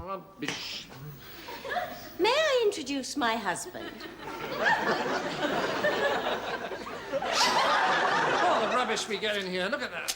Basil covering up, as we so often see him do. In fact, about every 3 minutes, that's what he's up to. Harley and Manuel are going, Basil. Yes, just eating with Mr. and Mrs. Hamilton, dear. Good evening. Good evening. Manuel will bring your bags to your rooms. I hope you enjoy your stay and... Thank you. Do we need to reserve a table for dinner? Now, here we are. You see the British hotel that is basically run for the convenience of the staff and also to keep the costs down. Well, look, if you could go straight in... Just over 5 hours to get here. We like to freshen up, maybe have a drink first, you know? Yes, You see, it just isn't convenient. It's not the way that this hotel works. Dinner, freshen up, and go to bed. But if you could, it would make things easier for us. Shall we go to bed now? Would that make it easier for you? We're a little tired, fella. We want to... One of the things that impressed me most when I first got to America was that there was a directness about the Americans, which I found very refreshing. You know, the middle class can't say, pass the salt, please. They would say, I wonder if I could just bother you to the extent that you might consider the possibility that eventually it would not inconvenience you too greatly to pass me the salt. Cheese? We want something hot. Toasted salmon? The Americans can be much more direct, and they can also be very, very direct emotionally, which I think is enormously helpful in good human relations. However, a lot of them, despite their directness, or perhaps because of it, do lack irony. And in the Middle West and the South, their kind of fundamentalist attitude to words, the fact that words are true and can't be said with any detachment or with any ironic intent, means that a lot of the humor I do doesn't go down very well there. But the directness I've always liked, and it's something I've tried to incorporate now. It does look absolutely... Basil here is doing this nonsense because he knows this is something that Terry might not agree to. Yes, I've just arrived right at the last moment, as usual. Typical. I'm sorry, but this puts us out just as much as it puts you out. Don't put me out, Mr. Fawlty. No, but they want some dinner, you see, and they insist first on scraping off some of the filth that somehow got caked to them cruising down the M5. Well, I've got my class tonight, Mr. Fawlty. But Terry... You see, he's negotiating. Basil doesn't know he's negotiating, but he is. You know, out of my own pocket. It's not the money, Mr. Fawlty. My karate means a lot to me. Well, half an hour's overtime in a taxi. Mr. Fawlty, if I miss a week, next week I don't get out in one piece. An hour's overtime. Sorry, Mr. I think Brian Hall is so good in this part because he's kind of... 2 hours. You see, he's negotiating. 2 hours over. He's just right for this part. I'm so glad we got him to play it. I can't think what you're going to say to your guests. Look, Terry, I'd pay you 2 hours overtime if I could afford it. Sorry, Mr. Fawlty. He's still negotiating. An hour and a half. Cash? Cash. All right, hour and a half, but I go at 9:30, then I still get some of me class, right? What, and I do the washing up? Well, you know how it is, Mr. Fawlty. Yes, I know how it is. I pay you for an hour and a half. You clear off after half an hour. That's how it is. That's socialism. Oh, no. That's the free market. I like that, you see, because Basil is always attributing these wrong behaviours to socialism, and Terry's made a very good point here. Now, we discover it's not karate, it's a Finnish bint. Well, it's a sort of karate, isn't it? Right, give me that. What? I'd pay you overtime to miss a class, not to keep some bit of crumpet hanging around. Yeah, but you... No, it's all right. I'm doing the washing up. I'll do the cooking, too. I'm not so sure that this transition here by which he gets rid of Terry is written as convincingly as it might have been. I think we just about get away with it. Where are you? Polly, where are... Hey, wait for me! It's a slightly artificial movement for once from from Andrew, but he was directed that way because we wanted to see how he looked, and if he'd run straight after them, we wouldn't have seen him from the front. Care to sit over there? There's Claire Nielsen, who's just perfect, as I say. Just watch the performance occasionally, let your eyes go to her. Is your room to your liking? Yes, it's very nice. Very nice, thank you. Oh, good. I'll just get you tonight's menu. Oh, would you care for a drink before your meal? Scotch and water and a screwdriver, please. Now, the audience last year, they immediately get that Basil doesn't know what a screwdriver is. And I'm delighted that they got it so quickly, because it makes everything that follows funnier. After a meal. Well, now, please. There's nothing I can put right? What? Absolutely. So it's one scotch and a screwdriver. I think I'll join you. Make that 2 screwdrivers, would you? You'd like a screwdriver as well? Got it. Fine. So it's one scotch and you each need a screwdriver. No. Forget the scotch, 2 screwdrivers. I understand, and you'll leave the drinks. What? Nothing to drink? What do you mean, nothing to drink? You see how quickly Bruce comes back at me each time, always keeping the pressure on me. You see, if he left pauses, the attention, in a sense, would come back to him. What's funny here is Basil's discomfort. By Bruce giving me the cues back so fast, it keeps the focus on where the humor is, which is Basil's discomfort. When you were there... I hope we're not intruding on your dinner hour. Oh, not at all, no. You're American. That's right.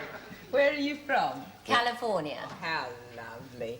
You're English, though. Now, Claire at this point makes a speech which rather anticipates my behavior, because in 1999 I basically transferred my center of gravity to California, to Santa Barbara, for the very reasons that she is now coming up with. Couldn't take this climate.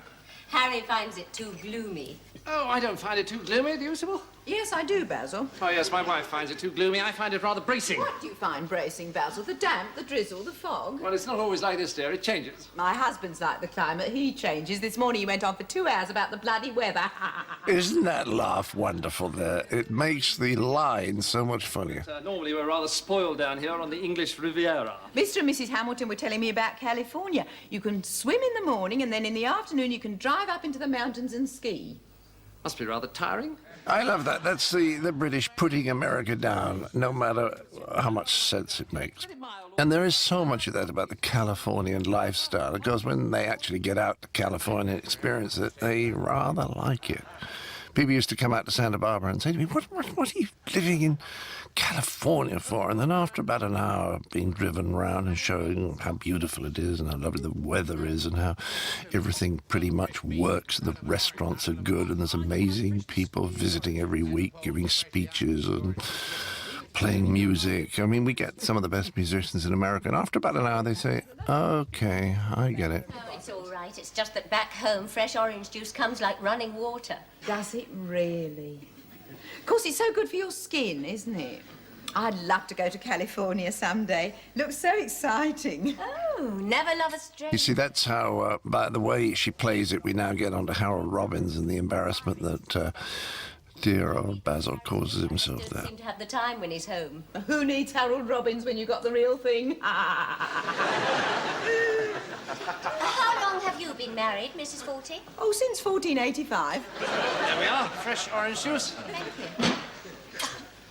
But seriously, though, his men are all so interesting.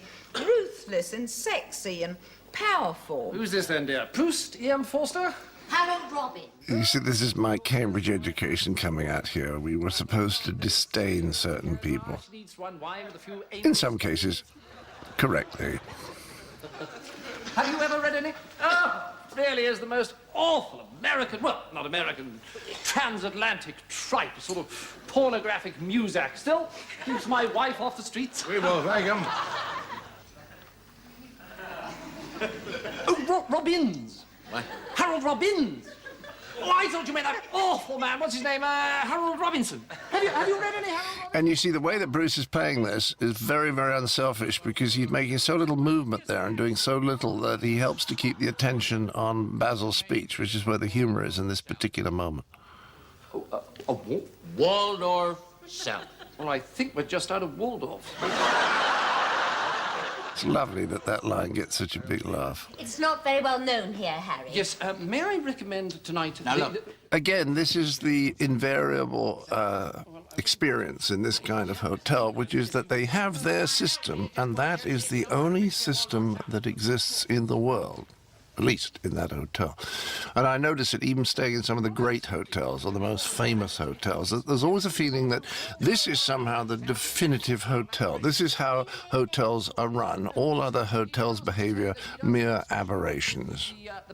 And what is more, you should know how this hotel is run. I know we've just arrived here and only just got the room, but you should basically understand that if you want the curtains to open, then you have to do them with the remote. £20 to have some guy cut a grapefruit in half and stick a cherry in the center. Exactly. I want a Waldorf salad. Absolutely. One Waldorf salad. And a green salad for me. And one green salad, yes. And if we can't manage the Waldorf salad... You see, that's so good.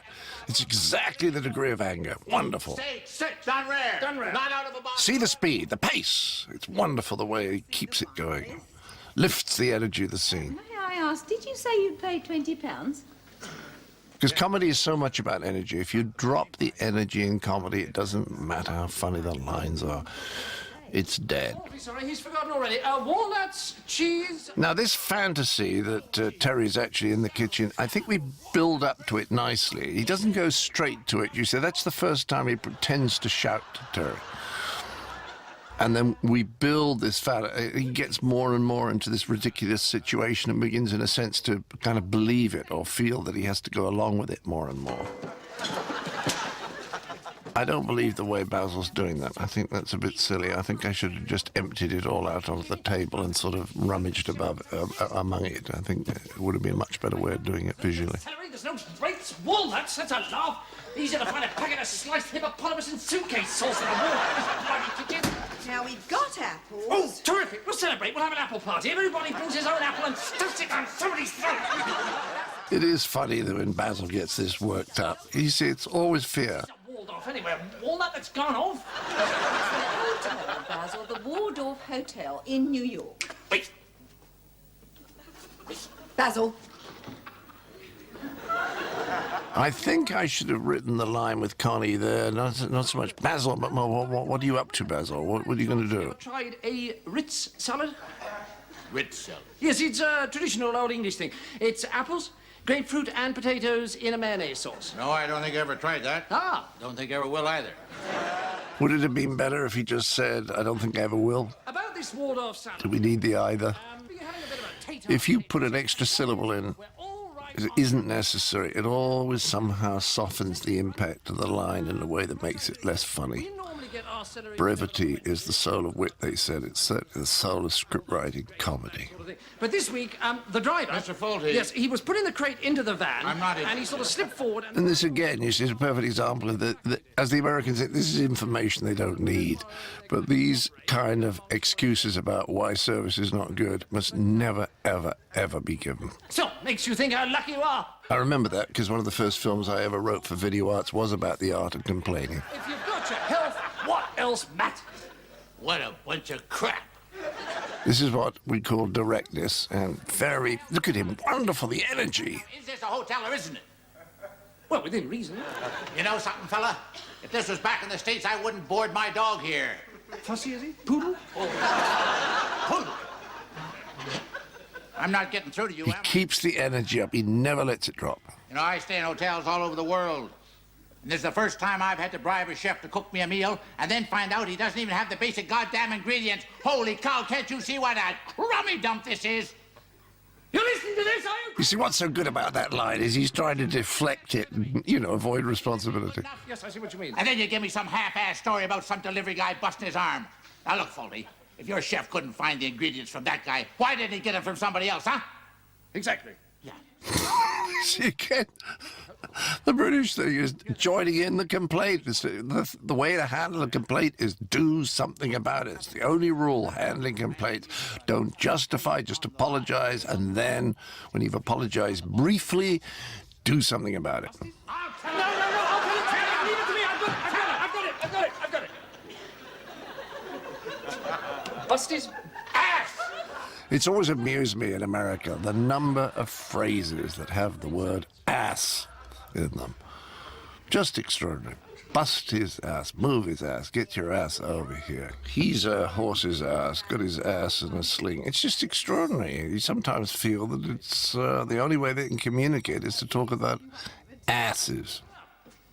You hear me? It's not good enough. Mr. Commentary, that's a bunch of arse, that's what that is. Now, it's nice, you see, that Sybil's out of the room now. Otherwise, she'd have to go in there and tell him to pull himself together. So this scene where he's pretending to shout at Terry has to be conducted in Sybil's absence. And the moment she comes back in the room, it stops, you see. It's one of those little... Did you spot that, audience? Did you spot it? Oh, you're a chef. Yes. Has he been with you long? About 6 months. He used to work at Dorchester. At the Dorchester? No, in Dorchester. I like that little thing, that little misunderstanding there. Basil. Esther? Mr. Hamilton has his Waldorf salad, dear. No, dear, chef couldn't make it. He didn't have the ingredients. I just smashed his backside about it. But there it is. What? There's the Waldorf salad. Chef found the I'm sorry, but I think this is terribly funny. Maybe Robinson's arm got... And that's a perfect tone, that sort of amused contempt from Bruce. Good line. You see, Basil is so tied up in trying to save his own ego all the time, trying to keep his dignity, that he cannot see where the simple solution lies. I mean, why didn't you tell me? Why didn't you tell me you'd found them, you stupid cow? Now he's calling the mythical Terry a cow. I think we know why he got confused there. Chef hasn't been with us very long. Now, was the bang of her hitting him noticeable enough? I think so. Because now, Won't be a moment. now that he comes out covering his recent injury, we get it. Has Chef put the steaks on yet? No, I'll tell him. Right. Is your husband all right? You see, that's so utterly believable, the way she does that line. It's genuine, and it just keeps the whole thing going. She's so good, I Claire. have to get away occasionally, just for a few hours, even if it's just down to the hairdresser or a round of golf. Yes, this is Sybil's life. The girls drive in the country sometimes, just on my own. Yes, it's not Basil's. Cornwall for the day. Sometimes it's beautiful there. You'll go there, sir.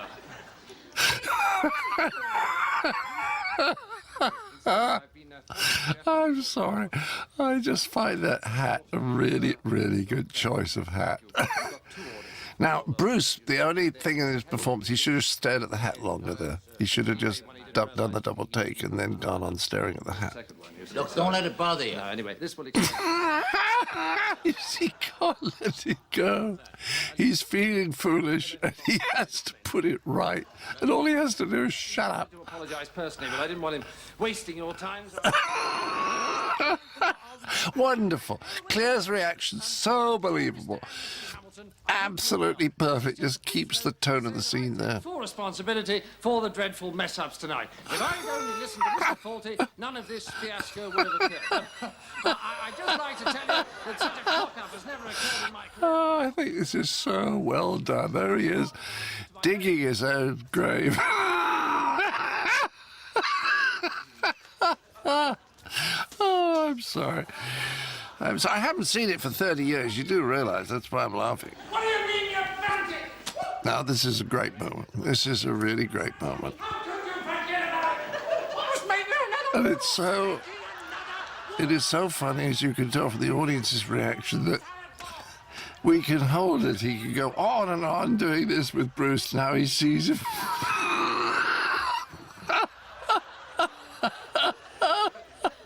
Look at the way Bruce holds this. Mr. Hamilton, may I introduce Terry Hugh?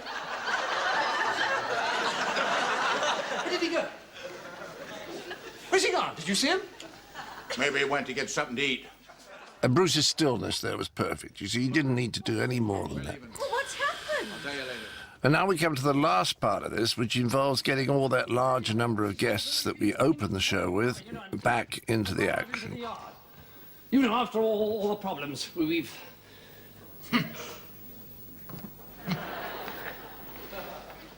See how little he's doing here, and we just know what he's feeling. Do you think I don't know what's been going on out there? Oh, bit of a debacle, I'm afraid. I'm talking about you taking 20 pounds off me to keep the chef on, letting him go, cooking the meal yourself, and then pretending he's still out there. Oh, that? Yes, that. And I'd be interested to know what you've got to say about it. Good evening. I asked You see, they hear the noise, so they're all beginning to come out and see what's going on. This evening? What I'm suggesting is that this place is the crummiest, shoddiest, worst run I love this line coming up here. in Europe. No! No, I won't have that. There's a place in Eastbourne. I think that's a very funny line. Bruce picks it up at exactly the right moment. Now, look, I know things have gone wrong this evening, but you must remember that we have had thousands of satisfied customers. All right.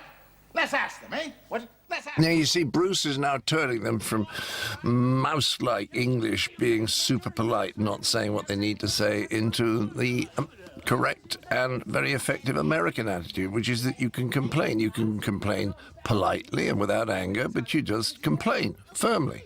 You say you're not satisfied. Of course, if this little hotel... And it's Terence Colony there, moving up in the shot. Now, this is very, very nicely done from the point of view of Bobby Spears, our director. Very nice. You see, we're looking at Terence Colony now, aren't we? Although Basil's talking, we're aware that that's where the energy is.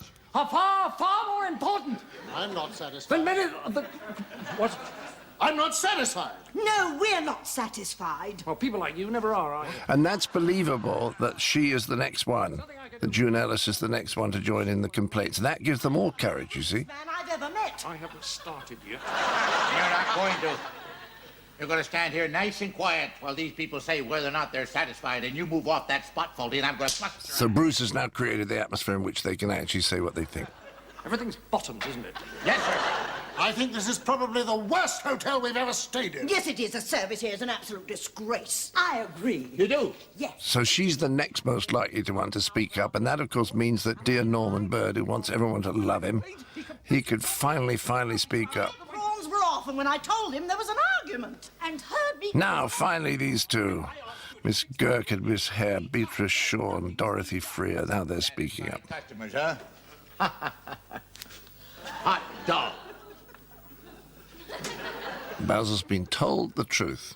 So what does he do? This is typical. He blames everyone else. Absolutely typical. The kind of arse Wonderful reaction there. put up with from you people. You punts in here expecting to be waited on hand and foot while I'm trying to run a hotel here. Have you any idea? I love the Major's reaction. You see, just thinking it over. Yeah, it's probably true. No emotional reaction at all. Yeah, it's interesting. Poking about for things to complain about, aren't you? Well, let me tell you something. This is exactly how Nazi Germany started. Huge reaction from the audience. Funny, I never thought that line would be that funny. Well, I've had 15 years of pandering to the likes of you, and I've had enough. I've had it. Come on, pack your bags and get out. They're packed. Order 10 taxis, will you? I'll pay for them. Come on. What? Out. Everybody out. Come on upstairs, pack your bags. Adios. Out! Ballard Barkley says out. Oh, all right, old boy. Too late now. Come on out. Rouse. I just noticed that June Ellis has got her foot in a plaster cast. I cannot remember why that was. Interesting, we never bothered to write a line about it or have her say anything. And maybe that's fine, because it doesn't really notice, it doesn't intrude. No, I think this is a nice bit of plotting now. He's decided he's going to leave. This has come to an end. I hope you enjoy your new work here, helping to run a hotel. That's a good line. Your new work here, helping to run a hotel. You've forgotten your keys, Basil. Very good, very good. The calmness with which she says that, good. She's not the slightest bit bothered. Hesitate to tell my wife. Any hour of the day or night, just shout. And now we realize that suddenly something's happened that he hadn't counted on.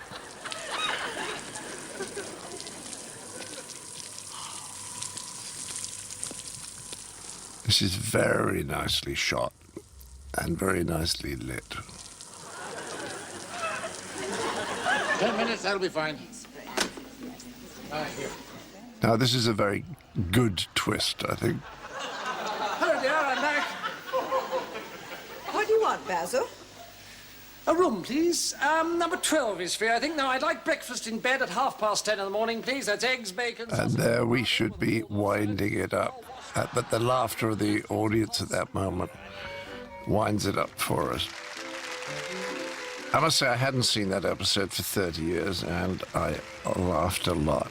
And many thanks to Bruce Bowers and Claire Nielsen for just being the perfect companions for dear Prunella and me in that scene. Because if you think about it, Terry, one scene, we hardly saw Andrew, and Polly had about 5 lines. So it was a very atypical episode.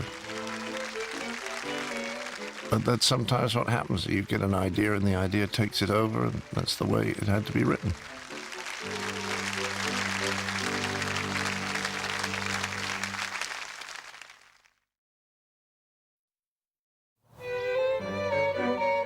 I think Fatty Owls is a very good anagram. And this is one of my very favorite episodes because it involves dead bodies, and there's a great English tradition going back to Robert Louis Stevenson and The Wrong Box. Now, I think dead bodies are very funny. And to play the dead body, we got an expert farceur, Derek Royal, who's just wonderful at being dead. And he loves pecans and walnuts, and he simply adores those little cheese footballs. Now, this is Mavis Pugh playing Mrs. Chase, with one of those horrible little dogs that don't qualify as dogs, as we know. They're just slightly larger, hairy insects, which is why I was able to kill them with impunity in Fish Called Wanda. Nobody thought for a moment that it mattered that these little creatures were being exterminated. Imagine him stalking a reindeer, what? Major, can I get you another one? Why not? Good. For you, Mrs. And therefore you can do almost anything horrible to them, like Polly and Andrew and Manuel in this episode. Do dreadful things to that little dog, and one never cares. Manuel, por favor, el perro microscopico. Oh, good evening. Now, this is Jeffrey Palmer, whom I absolutely adore. I must have worked with Jeffrey a dozen times, most recently in the second Pink Panther that Steve Martin was making. We worked together in Boston a few months ago. I actually asked him, or rather asked them, if we could have Jeffrey for the scene, because I love acting with him so much. And he appeared in many of the video arts training films, and if you saw Fish Called Wanda, he played the judge. There we are, Major. Excuse me, phone. Found another draft, have we? We have to be very careful, Mr. Fawlty. He's not very strong. Indeed, yes. A rapid movement of air could damage him irreparably. If only one could keep them in air. You see, Basil is quite literate. That's a very literate thing to say, and we believe that he can say things like that. It's just his emotional intelligence that's at fault. Now, on the right here, we have an unlikely couple, and it's about the only time in the 12 programs that we actually pulled that sort of gag. No. She was the one he had with him the 3rd time. The first one was the dowdy one. And this is very good casting by Dougie Argent and the lovely Bobby Spears, who directed the last 6, the second series. Let's see. I like the way he's playing that. You see, they're not making any more of it than they need to. Now, here we have the wonderful Derek Royal, the guy who dies, with his friends, who we see at the end when they come to pick him up. So we kind of establish them where we know that they are his business colleagues. Now, he looks marvelously ill, so makeup did a terrific job here. And going to the MD at 10. Fine, thanks, okay. He's a really nice man, but his energy's not good. He doesn't feel well, and he just plays it perfectly. And although he's only got the one scene with dialogue, he's then absolutely wonderful as the corpse. I mean, just look at it. One accepts that he's dead, and that's incredibly skillful. Are you feeling all right? Not too good, no. Oh. Now, Sybil actually shows some sort of concern here, which is very nice. As far as Basil's concerned, of course, he's just another inconsiderate guest. I said good night. Oh, good night. Didn't hurt, did it? Good manners cost nothing, Dale. He's not feeling very well, Basil. You only have to say good night, dear. It's not the Gettysburg Address, is it? It's odd that Basil has these little bits of general knowledge. One might think that he'd never had time to read, but he obviously has picked up something. It's just he doesn't know anything important or at any depth. Of course, Mr. Little. Yes, we can manage there, can we do Yes, we can. I'll pull you back. Yes, is it your legs? I'm sorry. Well, most of our guests manage to struggle down in the morning. You see, here we are, a hotel run for the convenience of the staff. Continental. Oh, I don't... Our chef does a very good full breakfast. Eggs, bacon, sausage, tomato, fried bread. The Continental. You wouldn't care for kippers? Oh, fine. Kippers, yes, thank you. Toast, butter, marmalade. Yes, thank you. Tea or coffee? Yes. Tea, thank you. A newspaper? The Telegraph. Thank you. Good night. Good night. Rosewood, mahogany, teak. I beg your pardon. What would you like your breakfast tray made out of? I don't really mind. Are you sure? Fine. Well, you go along and have a really good night's sleep then. I'm hoping to get a couple of hours later on myself. I'll be up in good time to serve you your breakfast in bed. If you can remember to sleep with your mouth open, you won't even have to wake up. I'll just drop in small pieces of lightly buttered kipper when you're breathing in the right direction, if that doesn't put you out. It's a wonderful tirade, isn't it? It's good writing. Sausages, please. Just I love this Geoffrey Palmer. What is? No, not a saucer. Comment? I said a bowl. A bowl? Yes, and not cold like that. That's too cold. I said tepid, didn't I? Mas grande, Manuel. De agua caliente. Catch pneumonia from that. And Because, of course, these are not dogs to these dappy women. They are, in fact, their children, although they actually treat them with far more care, love and consideration than they would ever treat a human child. Car factories. in the fridge. Now, it's nice to note that this business about the date on the kippers is just laid in here because of its consequences. on the table, on the table. No. That. Now, put that under him. The cushion, the cushion.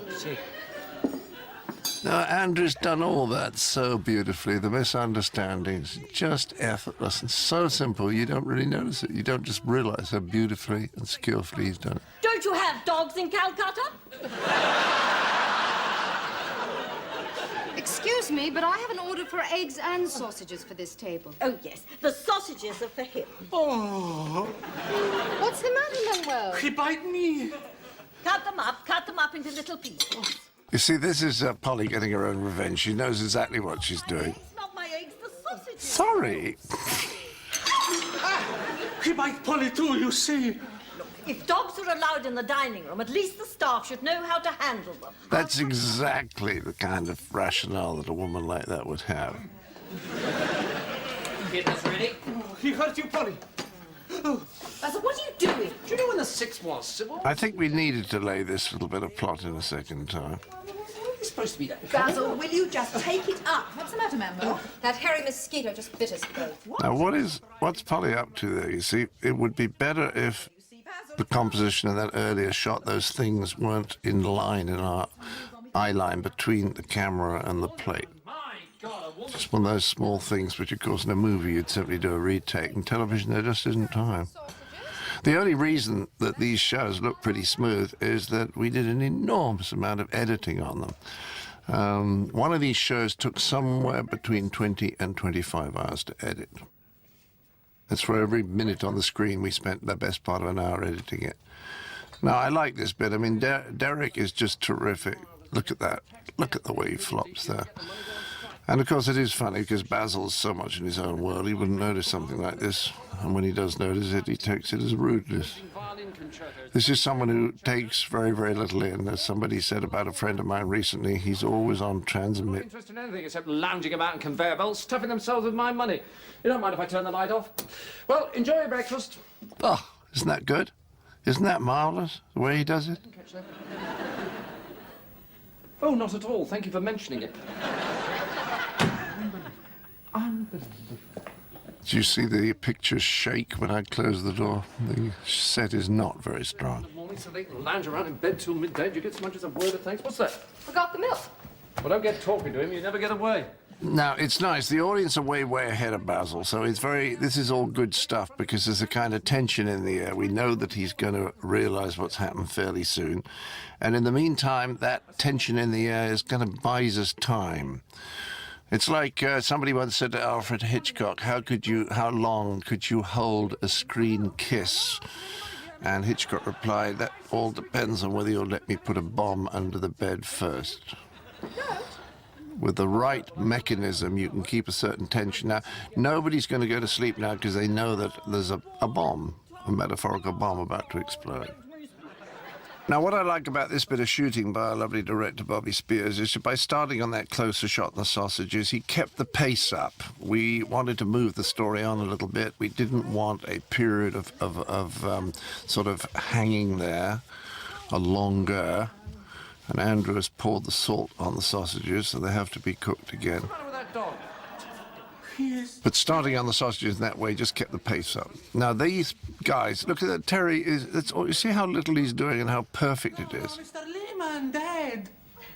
Well, that would explain a lot. No, Mr. Really, Paul just said so. What are you on about? I just took him his kippers. Incidentally, the reason why the corpse is called Mr. Lehman is that the idea for this episode was given to me by a good old friend of mine called Andrew Lehman, who sadly, I'm so sorry to say this, is no longer with us. He was a great restaurateur and a very good friend of mine, and he trained at the Savoy. And one day when I was with him, I said to him, Andrew, what was the worst problem we've ever had at the Savoy? And he, without batting an eyelid, he said, oh, getting rid of the stiffs. And I said, thank you, just given me an episode. What? Feeling. Now, this is nice because, of course, he's so full of relief that his behavior becomes completely inappropriate. And, of course, just as he's behaving inappropriately, in walks the authority figure, because that's what happens in farce.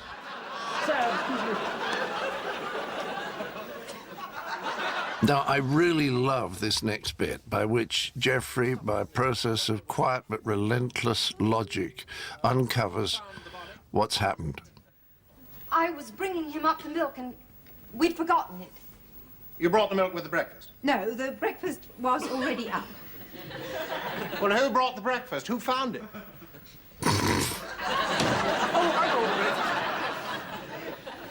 What's that? Now, was it clear enough that that was the kipper, that he tried to throw it out the window and it bounced back off the window, went to the floor? I don't know. Maybe it wasn't clear enough. In a movie, we'd probably go in on a tighter shot. Well, then, why did you bring him... Why did you bring in the milk, then? And look, just look at Derek Royal. Every time the camera's on him, it's a wonderful performance. Well, he didn't exactly say he was dead, Doctor. Well, I said he was pretty quiet. Look at him. Quiet? Exactly.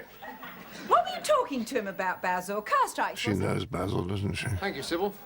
I don't understand. He's been dead for about 10 hours. That's a funny line. I think that I love the way that the line, it sort of normally follows death. It's so fun, isn't it? And just putting it in there in a completely inappropriate context makes it funny. If the guest isn't singing, oh, what This is a good speech. immediately think, oh, there's another one snuffed it in the night, another name in the Fawlty Towers Book of Remembrance. I mean, this is a hotel, not a Burma railway. Yes, but I mean, he does actually... There he is, blaming everyone else, as usual.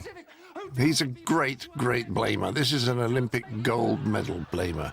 What are you looking at me like that for? This is very good. Basil. It's a beautifully shot, too. You see, if we got to a close-up too soon there, it would have been like underlining a joke in print. It was beautifully shot and directed. We'll be downstairs, Doctor. Shall I ring the undertaker? Would you, Polly? I've been up since 5:30, you know. Now, that was a good cut. You notice how the pace is kept up. You know, we jumped about 15 seconds of real time, but by cutting it like that, we keep the pace up, which is important. I don't think I should have thrown the kipper like that. I think I should have just sort of tossed it in there rather than throwing it. I don't think that was a good bit of acting. What are you doing? Making up his... Oh, you see how wonderfully practical she is? We'll leave it in his wallet. They're bound to look there. Better not charge him for breakfast. Mr. Simpkins? Fawlty Towers here. I'm afraid somebody... This is a very important bit of plot. When could you collect the body? Somebody? Anybody, really? Good morning, good morning. Oh, you're very cheerful this morning, Mr. Fawlty. Yes, well, one of the guests has just died. That's a very good moment, isn't it? Now, that's nice that, you see, I shouldn't have thrown it in. I should just put it on the basket in there.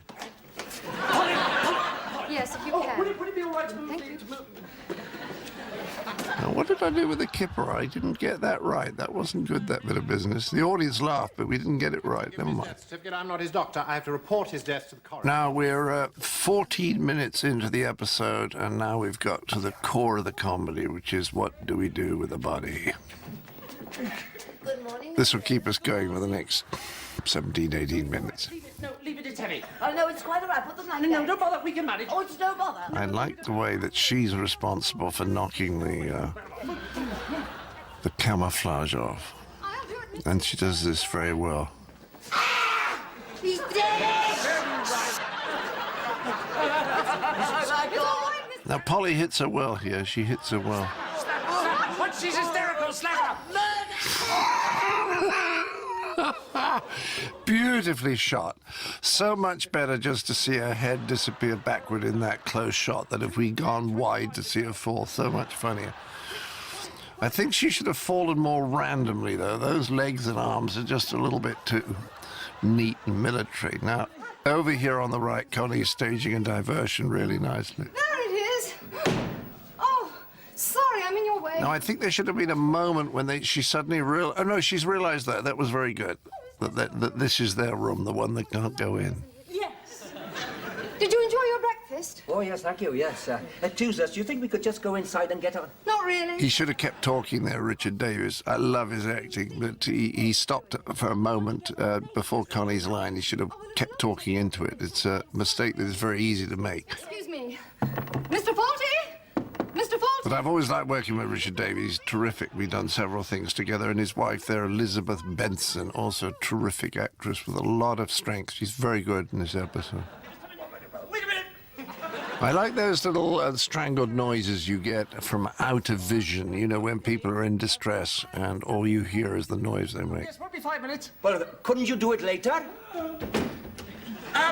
Pick that ashtray up, will you, Manuel, please? The big one. Could we do it later? When we've got our things. Well, it'll only be a couple of minutes. Look. That's good. You see how he raises the energy and his insistence without getting too angry. Very well judged. Oh, well, that's just a precaution. But now he's had enough. Have you locked this? I like the Basil's line. He's so obviously carrying something. Now, get the coats. Get the coats. What's going on? Well, he's a bit of a perfectionist. Ready? What's been going on in here? I do think the next 2 or 3 minutes are as good as anything we've done. Manuel has your coats. Oh.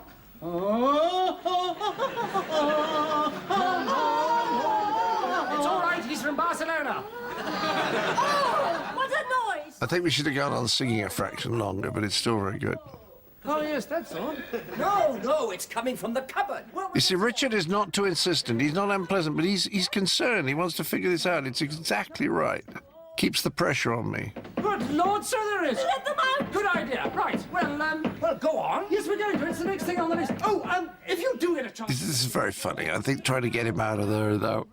I love this moment. This is perfect. This is the best moment in Basil and Manuel. Where's the key? Do you have any idea, Polly, Manuel? I expect we've left it downstairs somewhere. Okay. Where's the key? That little fight there is so perfect. Oh, well done, Manuel. Thank you very much. Thank you. Right. Good old Richard. He's in there. Richard and Elizabeth keeping the pressure on me. We're trying to get her out. Now, when this comes out and the arm drops out, when does that happen? Any moment, you see? Derek Royal is waiting for the moment to put his arm out. Isn't that perfect? She has to make her own entertainment. Now, Polly spotted it. That's why she goes in the cupboard. Exactly. Are you feeling better? Her arm gets stuck there. It's always happening to her. He's dead. Yes, it's her husband. She hasn't got over it. Died 30 years ago. She doesn't mean any harm. You see, that's great. I love the Basil pretending he's killing something. And Manuel doesn't quite get what it's about, but he's joining in anyway. Thank you, Manuel. Thank you. That's enough. Thank you. So that's very successful. We do those little things sometimes, those little dying falls at the end of scenes. And apart from the fact that the fade to black should have come about a second and a half earlier, that was a very, very good scene. With its hand. Oh, I know. Now you have a little... She's very good here. She's really good here. Happened. Well, he was dead, dear. A man is a man, Mrs. Fawlty. Oh, I know. I shall speak to him about it. Speak to him? To Mr. Fawlty, where his oldest residence. Well, have a little rest first. Frightening me like that. I shall speak to him. Have a word with him in a little while when you're feeling better.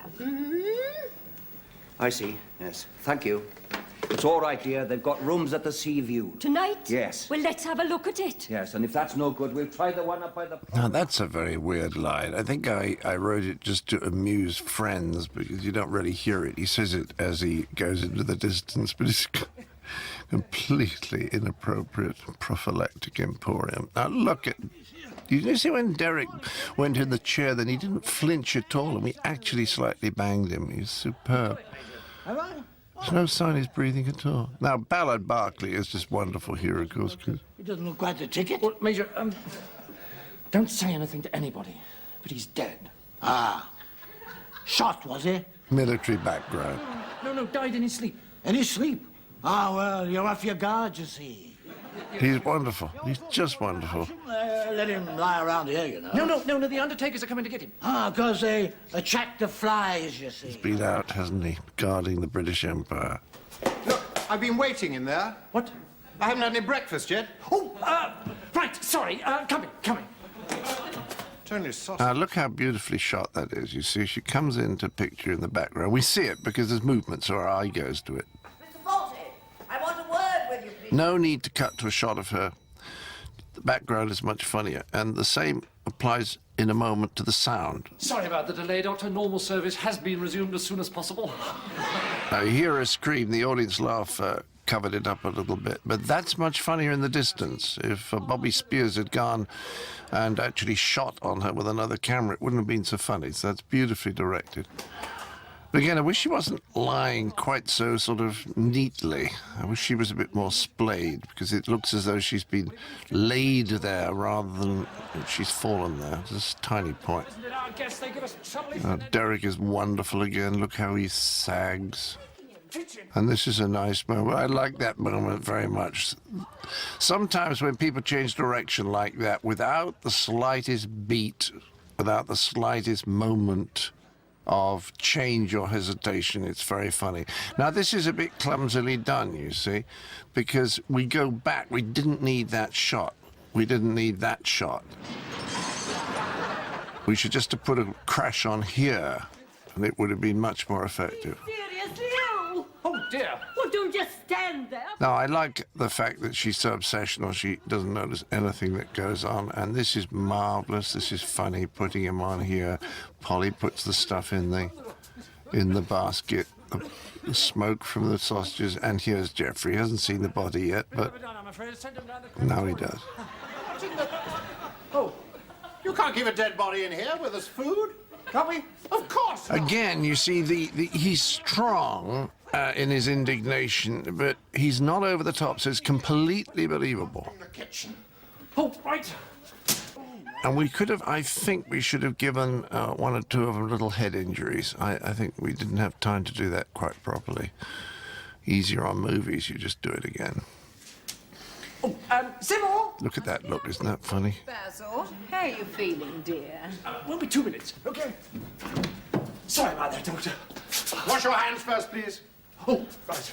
And make sure this area is scrubbed before any more food is prepared in here. Absolutely. Sausages accepted. You may cook them immediately. I'll take the risk. Oh, of course. Now, this is one of my favourite moments in the series. Perfect.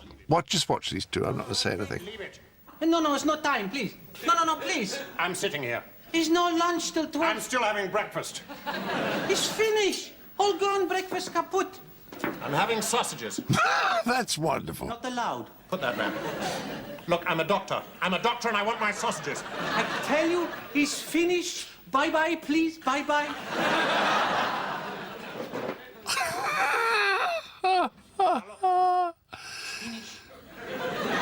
This couldn't be any better. Come on, come on. No, it's not possible.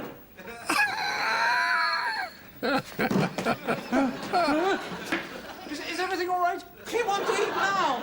I've been trying to sit down. He keeps moving things from my table. I'm so sorry. He doesn't seem to understand that I haven't Now, the poke in the eye that's coming up, I stole from Terry Thomas in a movie in the mid-50s, and I always thought it was terribly funny. And those things I seem to file away, even in the days before I was in the business of comedy professionally. Now, this is Charles McKeown, a good friend of ours. He's been in a lot of Python projects. He's written several of Terry Gilliam's films with him, and he's playing Mr. Ingram's. And I'll explain a little thing about that later. Now, there's a good, legitimate misunderstanding here. Mr. Lehman. Do you know where he is? Where he is?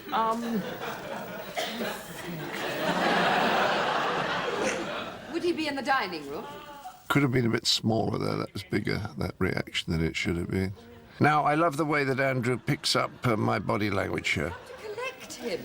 Well, we're taking him to a meeting. Now, this is a genuine misunderstanding. I mean, it's a good one. It's a valid one. So now Basil thinks they must be from the Undertakers, right? Modern dress. What? Your dress is very modern. I didn't realize women did it. Did what? He's downstairs. No, in the basket. I think we could have got in for a closer shot there, but the problem in television, you've only got the 4 cameras. Hello. What's he doing in the basket? That's very funny.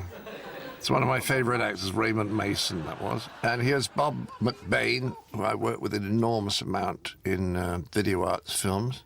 And with them is Pamela Buchner, who's done... this is a great performance from her. You know, you could almost not notice it. Everything she does is right. Look at that. Look at the reactions. They're perfect, you see. Perfect reactions. Now, this is a good gag. And considering this was all shot before the second series started, the style of it fits very well into the acting and the actual studio stuff. Basil! Very good, those 2 little close-ups of Geoffrey and of the old lady. Oh, it's all right. It's all right. We sorted it out. He's in this one. Now, to develop it now, of course, the next stage has got to be that Basil realizes that they're not Undertakers. Yes, you do work here. Yes. Well, we'd like to speak to the manager. Well, I'm the manager. Is there a problem? Well, he is, really. No, there seems to be some kind of misunderstanding here. We've come to collect one of your guests, Mr. Lehman, to take him into town for a meeting. Now, it's cover-up time. With our managing director. Look at Andrew down there on the basket. Lehman! Yes. We thought you said the linen. I like that brilliant, that moment. But he should have shut up. But he was so pleased with the quality of the excuse, he couldn't contain himself.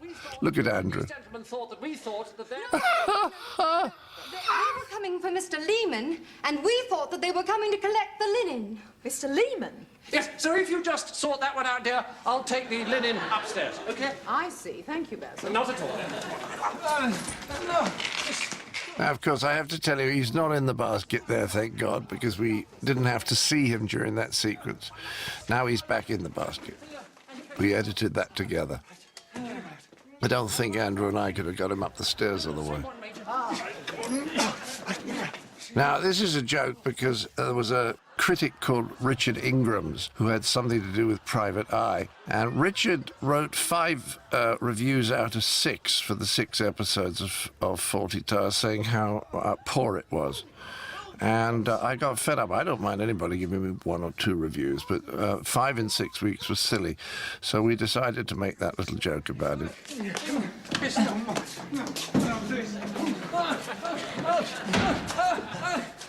Back to the basket. I can't live. Come on, come on. I'm not too tired. Is somebody coming? Mr. Fawlty, I know one to... Isn't he funny, Andrew, here? Isn't he wonderful? Open the basket! Now, inside! Now, that's a good joke. That's a very good joke. I know it's all misunderstandings, but that's a particularly good one. Now, he gets it, he won't come. That's a funny laugh. Now, it's lovely the way this is shot, because we're thinking, well, where's the body? Where is it, you see? And this is revealed beautifully. Goodbye. Goodbye. Yes? Now, this is where Raymond Mason's innocence works so beautifully, yes? It's just there. Yes, You can't always think of a good excuse if you're under enormous pressure. As I've already said once before, stress makes you stupid. Well, yes. Well, supposing you lose it? I mean, it's windy today. I love the simplicity of, I'd like to have it. Manuel! Manuel! He's in the basket. Manuel, would you get Manuel out of the basket, please? Now, you see, we could have had a three-shot there if we'd been in American television, but in American television you have 5 or 6 film cameras running all the time, so you got the whole reservoir of footage from all 6 cameras, and later on you edit it together and choose what you want. With the BBC, there's 4 cameras running and an incredibly important guy called a vision mixer, and he is choosing at any given moment which picture from which of the 4 cameras to put on the tape, and that's all you've got. You've only got the picture from that particular camera on the tape. You don't have anything else. You can still do a few tricks when you're editing by reprinting stuff or taking shots from other parts, but it's very difficult. Eaten by the third. Ah, there you are, dear. You do look nice. Ladies and gentlemen, ladies... Now, this is one of those situations when it was almost impossible to resolve it, and Connie and I couldn't figure out how to resolve it, and then we just got the idea that Basil gets out of there. And that's quite a neat move. And now here comes Ballard Berkeley, going to chat to the corpse without having the slightest idea that it's the guy he's been told was shot. That's a lovely scream.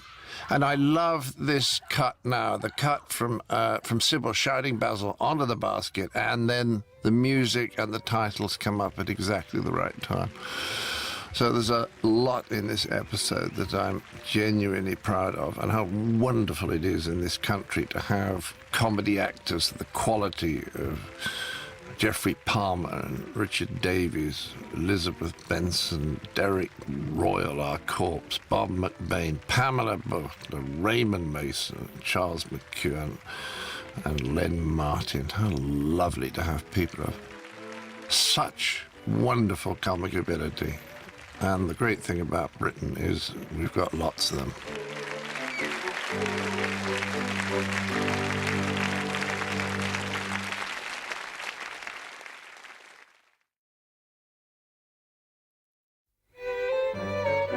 I think that is the funniest and also the most perfect of all the anagrams. If you look at it, it employs all 12 letters of Fawlty Towers. And that, I think, was Ian McLean's, who was on the production team. Now, this is an interesting episode because a very odd thing happened towards the end of the first week. We were rehearsing perfectly happily, and a lovely guy called Julian Holloway was playing one of the roles. And then the news came through. A BBC executive had punched a rigger in a BBC studio somewhere, and the result was there was a strike. Well, ask him. So we were unable to record the next day because of the strike. And there was a couple of days sort of hanging around wondering what was happening, and then the strike was sort of resolved, and we were told we would be shooting the following week. Meanwhile, Julian Holloway had told me he was not able to do the show, and thank goodness we got one of my very favourite actors, Ken Campbell, in, who's absolutely wonderful in this episode. Now, the result of all this was that we had a lot of fun, because instead of being a mad chase to try and learn everything, words and all the business in time, we had another week to rehearse. Now, Ken only had a week to learn his part, but it wasn't a huge part. It was just full of rather funny short lines, which he does superbly. But the result of that is that this was much the best rehearsed, and I think in many ways the best acted of all the episodes we did. There's a fluidity and a confidence, and the timing is absolutely excellent. Even this little bit of dialogue here. Hello, dear. Oh, Polly, you won't forget to put some more splits in the bar, will you? No, I'll do it later. I don't expect Polly will forget, Basil. No, just reminding her, dear. Oh, were you? Oh, I thought so, yes. Really? Well, it sounded like it to me. You don't have to. You see how fast the queuing is there, and you don't get queuing that fast until you've done it a lot of times. The other thing about this episode that's a little bit strange is it was written in a slightly different style, and it's never remembered. When people pick out the most famous or most loved episodes, they always forget this one. Well, I think it's one of the best 4, and I'm not going to tell you which those 4 are, but this, I think, is one of them. And Connie and I were much influenced at the time by that marvellous playwright Alan Ayckbourn.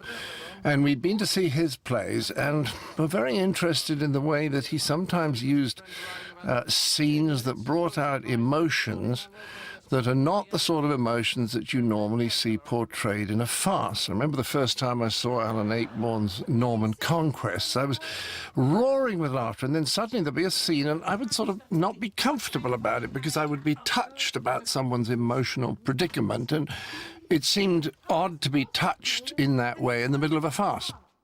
But that's what Connie and I tried to do when we wrote this one, and I'll point out 1 or 2 occasions later on when the emotions that are being displayed are a much wider range than you normally get in farce. I won't hold it any longer. This week? Oh, well, when you should have told me. I told you 3 weeks ago. Look, it's... Now, I like this little negotiation. You wonder what it's about, and of course, 15, 20 minutes later on, we realise why it's in the script, why we set this great need of Connie's to have £100 up. And it's nicely sprung later on.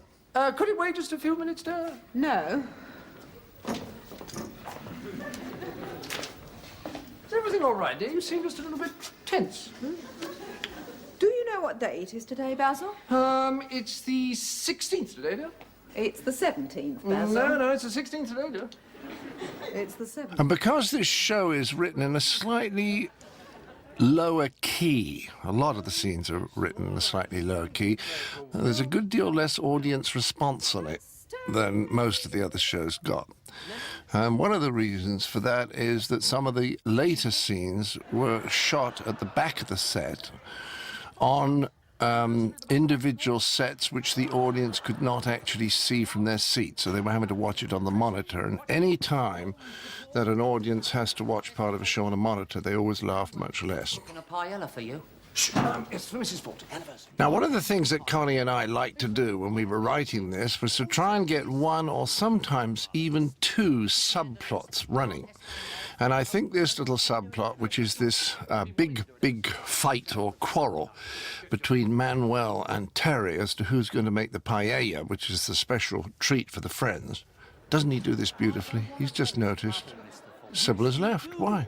Now, don't you start. I don't want an argument. No, please. Now, be quiet. I told him I want you to do it. No. Mrs. Fawlty, she go. What? She leave, she go out. Now we cut to film, which we shot, as I said, the week before we went in the studio to record the first one. This is well done. That was about as near as I could have got to the car. And I'm sorry, but I do like this when he gets so agitated. He sort of jumps. I'm not aware quite what I'm doing. I just get into a particular mood. Inevitable in farces. I always say that at the most embarrassing moment, someone arrives. Now, there's Ken on the left. Bit of a bump. Just smoothing it out. And on the right, there's Una Stubbs. Come on in. And Connie and I got to know Una because she was married to Nicky Henson, who is the wonderful guy with the fertility symbol that he bought in Colchester in the episode about the psychiatrist. And Una and Nicky were great friends. We saw them many times. And if you go back to the Builders episode, the reason that the builder is called Stubbs is that Una's dad was a builder and construction man who advised us on the technical aspects of the script. So there's a lot of nepotism in here. Sybil, how are you? What would you like to drink? Sybil. Yes. Oh, dear, what's the matter? Did you hear that? I said Sybil. Yes. But you got it? No, I'm fine. No. Well, I call her Sib, right? So Sybil. Basil. Manuel. What's the matter, Basil? Yeah, what are you doing? Now, I love Una's performance in this. In fact, the acting is the best in any of the episodes because we had all this wonderful time to rehearse. So we got really loose, really confident, really on top of the lines. And the timing, the pauses, and sometimes the picking up the very, very fast cues is just top class. Even though I say so myself. No, Alice. Yes. I wouldn't actually. I mean, this little scene, she just plays it so well. I'm sure she'd like a little company. I know I would. Well, you wouldn't if you looked like her. You know, she's very swollen up, you know, and she looks very... you know what Sybil's like about her appearance. Oh, don't be silly, Basil. She won't mind me seeing her. Oh, she would. I think she would. Oh, but it's her anniversary. She's up there all on her own. Old leg, bit of chip. Oh. Ooh, better have a drink. Come on through. Oh, poor Basil. Well, look, let me call her then. I just love Una's performance here. It's so sweet and so eager and concerned. Let's have a drink. No, please. Come on, please. Why not? Well, look, she's having a bit of a sleep. You know? Well, she can sleep all day, Basil. She won't mind me. No, but she's lost her voice. Lost her voice? Poor thing. Go on, just like that. Come on. Yes, just coming, Roger. After you. I love Ken Campbell. I saw his road show, and it remains one of the most wonderful things I've ever seen in the entire 40, 50 years I've been going to the theatre. And he had a line that I've never forgotten. He had a wonderful fellow in the show. It was a midget. And when the midget walked on at one point, Ken Campbell said to the audience, he said, gave the guy's name, and he said, "Not the smallest person in the world, but f***ing close." It's one of my favourite lines of all time.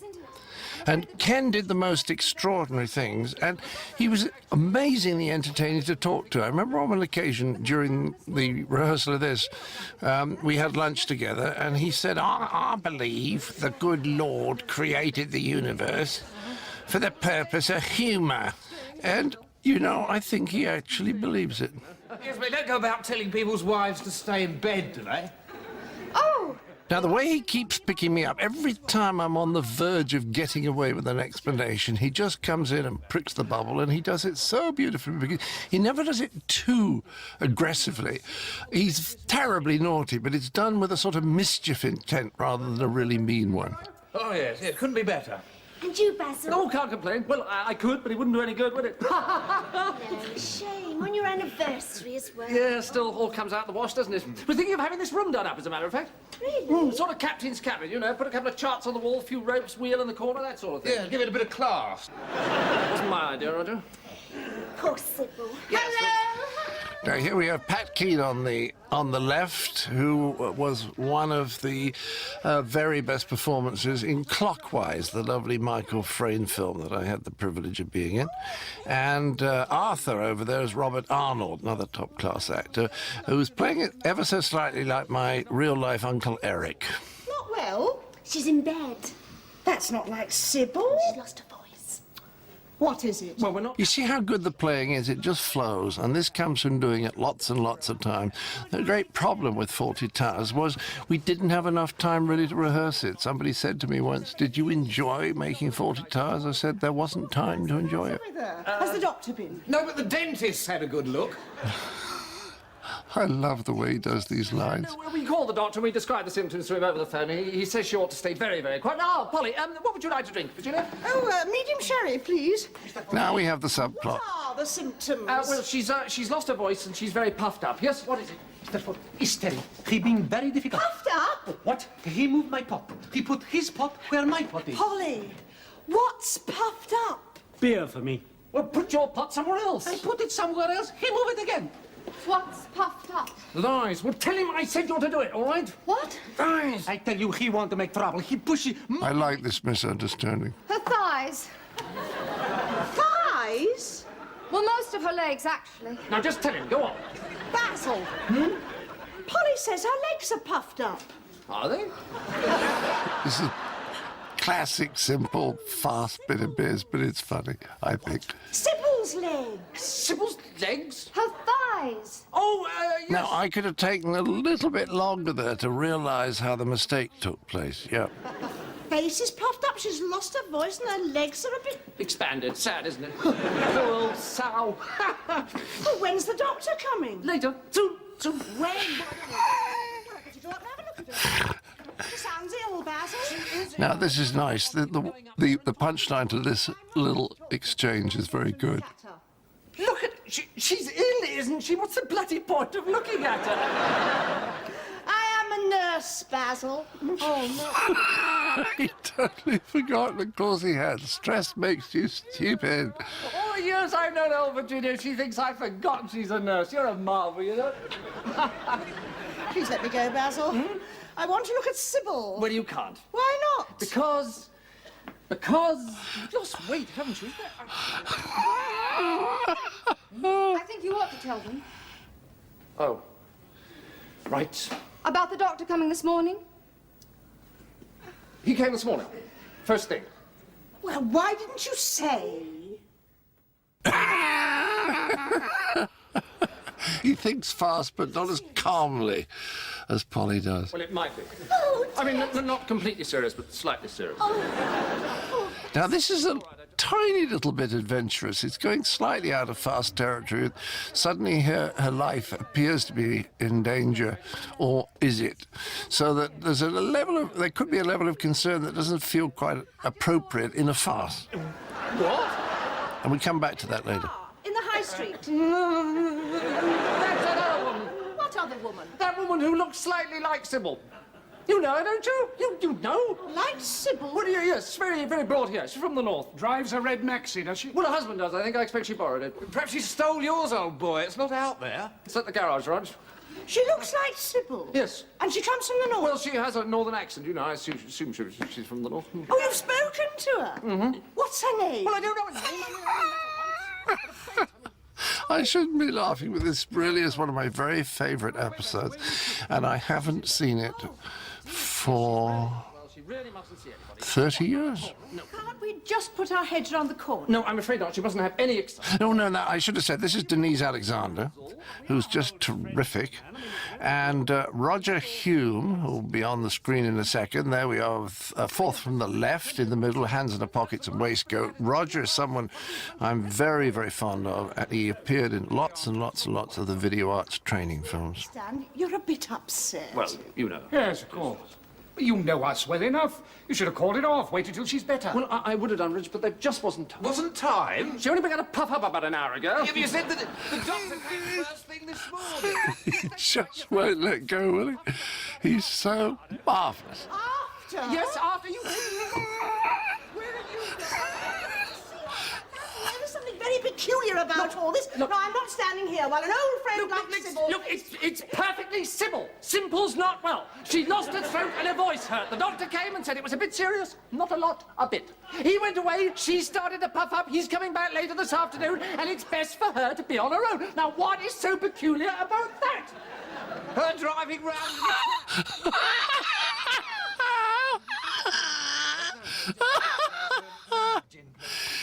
Now it almost gets dangerous, doesn't it? Of course it isn't, Basil. No, obviously I've been standing around here making up crackpot stories about my wife being seriously upstairs. Is that... And Una knows how dangerous this could be. Pity seeing that northern woman in the car. Funny? You notice the audience has gone quiet. They're slightly uncomfortable. You think that was Sybil in the car and she's not upstairs, is that it? Oh! I love Ken's reaction to that. We should have got that in a close-up, but we probably couldn't get a camera in the right place. You see, in television, you just got to have the 4 cameras out the front. You can't put them around the side or the back to get reaction shots, because then they'd be in a shot from another camera. So that's why so much of the blocking here consists of 4 or 5 people just standing in a line. You can't block it any other way on television. On a movie, you could. He doesn't, Basil. Well, we could just say hello. Oh, I love the way he does that. He somehow softens it, doesn't make it any less wicked. Suits me. Good idea. I'll just pop upstairs and ask her to stop dying, and then you can all come up and identify her. Right, Polly, would you give me a hand? Help yourself to another drink, please. Make yourself at home. Relax. Now, this is probably the best bit of acting that Connie and I ever do together, because it's prolonged and it's very physical. She realizes what I'm going to do, and I can pick her up, because gorgeous as she is, she's not very heavy. Keep away from me. Mr. Fawlty, will you listen Incidentally, I had dinner with her a couple of nights ago, and she sends her very best wishes to you all. You're a woman, aren't you? My face is too long! Well, shorten it. You lost your voice. All you have to do is wave. Now, this is pretty good, this throw. Watch this. This is quite good, that push. I mean, there's, you know, it's not perfect, but it's pretty good. You might even be having a nervous breakdown. I don't know. I'm no expert. Now, I love the fact that she does this. She manages to calm him down and take control. What's the matter? I'm not doing it. You want to be in a Marx Brothers film, that's your problem. I'm not interested. That's a funny line, that Marx Brothers film. My fault. You said to say she was ill. You were the one who invited them to come up here. They didn't even want to. You be Sybil. You get into the bed. I'm too big. I've got a moustache. What's he supposed to be, a great big hairy bogey? It's something you get when you're puffed up. I'll ruin you. You'll never waitress in Torquay again. That's based on that famous Hollywood line, you'll never work in this town again. In the rooms, I deal with the tradesmen. I mend the switchboard. I change the fuses. I mean, look how strong she is here. Never nasty, you know what I mean? This is genuine, righteous indignation. And she's firm as a rock. And then, of course, we refer back to the scene that happened at the very beginning of the film. Now, I like this pathetic attempt to manipulate her. She's just not interested. 100 for the car. 100 for the car. Now, it's nice because the knocking at the door, I think we think it's the friends, and of course, it's a nice surprise that it's not the friends. It's not possible. What? It's not possible for me. Now, this is one of my very favourite bits of Andrew's acting here. He's absolutely furious. To make a paella. He tell me. You tell him. I tell him paella is a Spanish, not Cockney stinking eel pie. Right. Paella like my mama. I'm not interested. My mother's recipe is big in Barcelona. Go away. No, please, you come. He call me ignorant, wog, mother boy, crump. Let go. No. Yes. You tell Terry, let you alone. Yes, Fred. Go on. Go away. Now we get into this extreme embarrassment. A lot of people are standing around not knowing what to do next. And I must say, watching it now, I think it's very, very funny. But you notice how little the audience laughs, and that's because they can't see it. They're, if you could walk through the set there, you'd see the audience looking at you. So they have to watch this on the monitors, and so their response, as I say, is very muted. Makes a change. You see how it's blocked? There's the only way you can block it on television is to have them in a straight line. Oh, no. Just, you know. She asked me to thank you and to say how very much she's looking forward to seeing you all. Sure. Nice. She can speak a little then, can she, Basil? Not really, no. He's got to watch the lies so carefully, hasn't he? Particularly with 6 of them there. Did you stamp it? Basil? The trouble is, we all know that Ken is right. Ken's the only one who understands it, and I love his little asides that create all the doubt and suspicion so that they then have to start acting, really acting to pretend to believe Basil, because they've ceased to do so. This is a good bit of business. That was very well done. It would have been very easy to have got that wrong. What you done? Oh, sorry. No, I tell him paella is a fish dish. Go away. What I do? Go away. Arriba, vamos. I love the fact that he's getting so worked up, dear Manuel, but he still managed to make leaving at that point real. And actually, he wouldn't have left at that point. So that's great acting if you can actually do something that's kind of not quite right and still make the audience believe you. What? Well. You see, so they're all suspicious now, but they all have to act that Basil's cover story. I like this is just so awful. Now they have to pick the nuts up. And he's going to hand the crisps round anyway. This is very much sort of Alan Ayckbourn territory, where kind of extreme embarrassment takes over, and it can be almost uncomfortable for the audience. Well, they've had a row. She's refused to come down. Roger. And he's embarrassed her into seeing us. I'm not interested. And that was pretty good bit of physical comedy, too. It's hard to do those things on television, where on film you can do them so many times till you get them right. Perhaps she's ready now? Oh, yes. Good idea. Yes, I'll just have a look. Right. Now, I'm not quite sure why Connie and I wrote it this way. Anyone care for another crisp? Would you like? No. But I think we just wanted to explore the... I'll put them there, you know, just help yourself. God, he's so good. Oh, thank you, yes. A bit worn now. We wanted to explore the possibilities of sort of more dead time with nothing happening and everyone being embarrassed. To go with the carpet, Go actually. with it? That's right, Roger. Yeah, well, one of them will have to go. My money's on the carpet. You read a lot of Oscar Wilde, do you, Roger? Yes. I don't know if you've ever seen the moulding up there, but one of... That was a good fall, wasn't it? I did that very well. Morning, Torquay. Lovely day for a round of golf. Morning, Major, yes. Anyone care to make up a four? No, we're going to see Sybil, Major. Ah, playing a match, is she? No, she's ill, really quite ill. Oh, she should be in bed, you know. Yes, she is. We're going in to see her. Oh, another lot in there with her, is there? His questions always sort of follow. It's just he's on the wrong track. Now, I particularly like this moment, this little way that he's turned by Basil away. He's just about to go in and see Sybil. We just turn him. He's on his way. It's much funnier when you have a change of direction like that if it's totally smooth. The jerkier it is, the less funny it is. Now, again, I like this scene. We've never done one before in the dark, and the difficulties of making their way through the room becomes apparent as they injure each other and themselves. Bloody lights not working. Who's that? Yes, all right.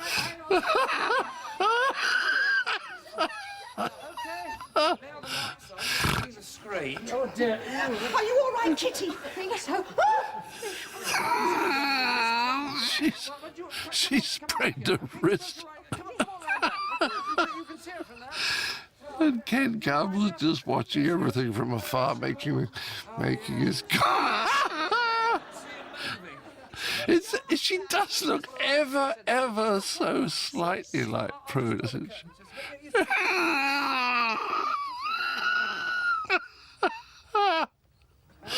I'm sorry, but I do think it's funny. I'll stop laughing.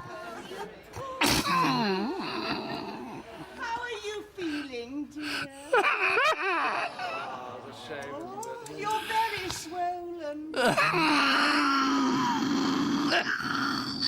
Points at the thighs.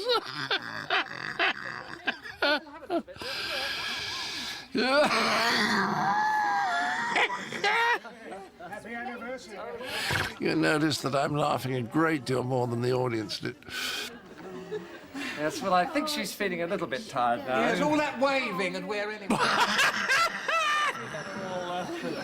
What's in her mouth? That white stuff? A bit of the cotton wool's come out. 15 years, eh? What is it? I just remembered something. Downstairs. You stay here, have a chat with Polly. Sybil, I'll just chop him out. A chat? Does anyone know Semaphore? Now, this is a very strange scene. We never wrote another scene like this. Back for my cabs, Basil. I'm not staying. Because she's not just angry, she's upset.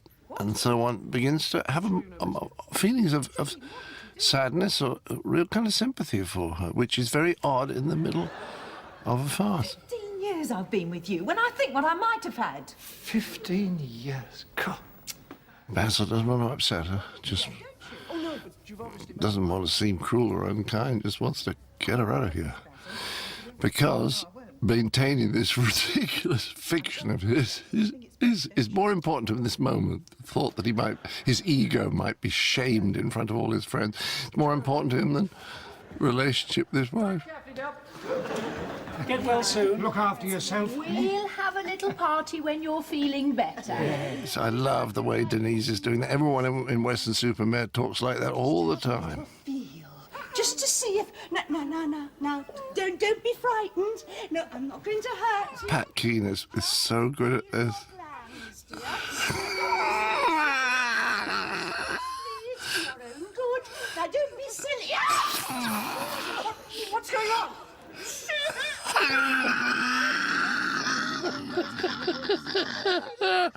Polly finally panicked.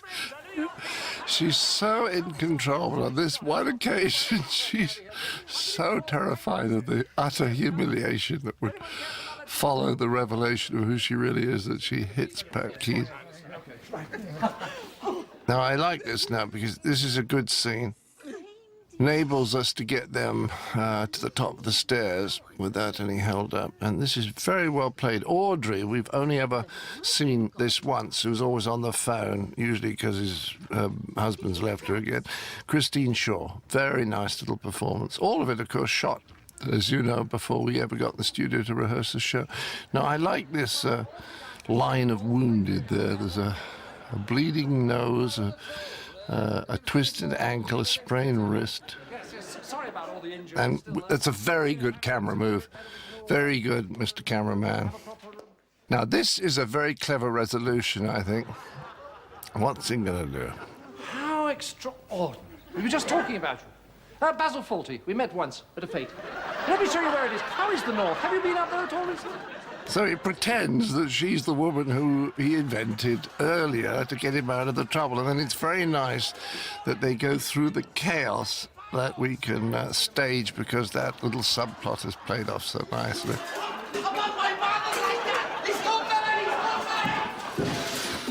So this is what, look at you now.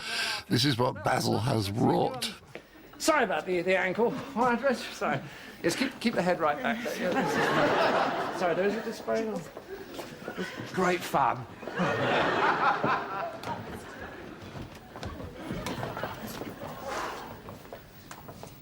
Piece of cake. Now comes. I like piece of cake. It's a nice little dying fall.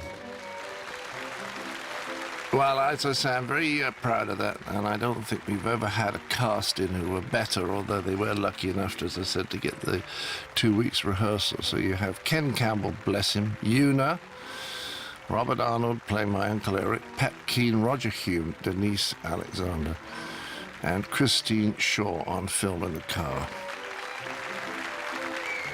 Lovely performances from Andrew and Terry, too. And here's a name I was trying to remember earlier, the name of Ian McLean, because I remember that on there he came up with 2 of the best anagrams.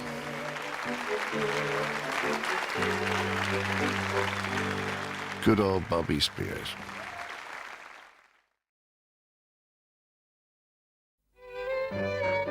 Although Flowery Twats is brilliant and uses all 12 letters, I think that Fawlty Towers is wonderfully appropriate. And it's only missing 1 letter, the second W. Now I will reveal to an expectant public that you are about to see my favorite episode of Fawlty Towers. And it's the only one, I think, that ever started with any movement in that shot of the hotel with the notice board. You said you'd go. I didn't say I would. I said I might. I've got to do the accounts tonight. You don't have to do the accounts tonight. I do. Now, the reason I like this episode so much is I think that in terms of confusion and chaos and frenzy, it's almost the most consistent. I think what makes it very good is that once the rat poison gets introduced, we might be talking about a serious, serious problem like the death of a human being, which causes the fear to reach unprecedented heights. Because I think you can always claim that in farce there is something that has happened or is happening that the protagonist has to cover up. And in this particular case, with the food inspector here, or the hygiene inspector, and his ability to close the hotel down, it starts at the very beginning with a lot of what the Americans call jeopardy. There is a lot to lose from the very beginning, and we go from the hotel being closed down to Basil being up on a murder charge. Carnegie, the scavenger gourmet from... the Public Health Department. Yes, but where were you born? Scavenger or down here in the West Country? Public health. I love the speed with which Basil thinks. His excuses aren't very good, but by God, they're quick. Oh, yes, the meat was... Now, the hygiene inspector is called Mr. Carnegie because for this episode we got an enormous amount of help from a delightful gentleman called Mr. Carnegie, who was the hygiene inspector, or one of them, at the Royal Borough of Kensington's Council. Just left. Just popped out for a quick prayer. And was an awful lot of stuff here for Mr. Carnegie, played by John Quarmby, to learn. I would not like to have had this speech, and he gets it absolutely spot on. I'll recommend closure to the appropriate committee of the council. Specifically. I think one of the reasons I like this episode so much is that sometimes we have a lot of guests in, but I'm very, very fond of not just the people, but the performances of all the key members. You know, Prue, Connie, Andrew, Ballard Barkley, and Brian Hall, all of whom shine in this episode. They've never been better, any of them.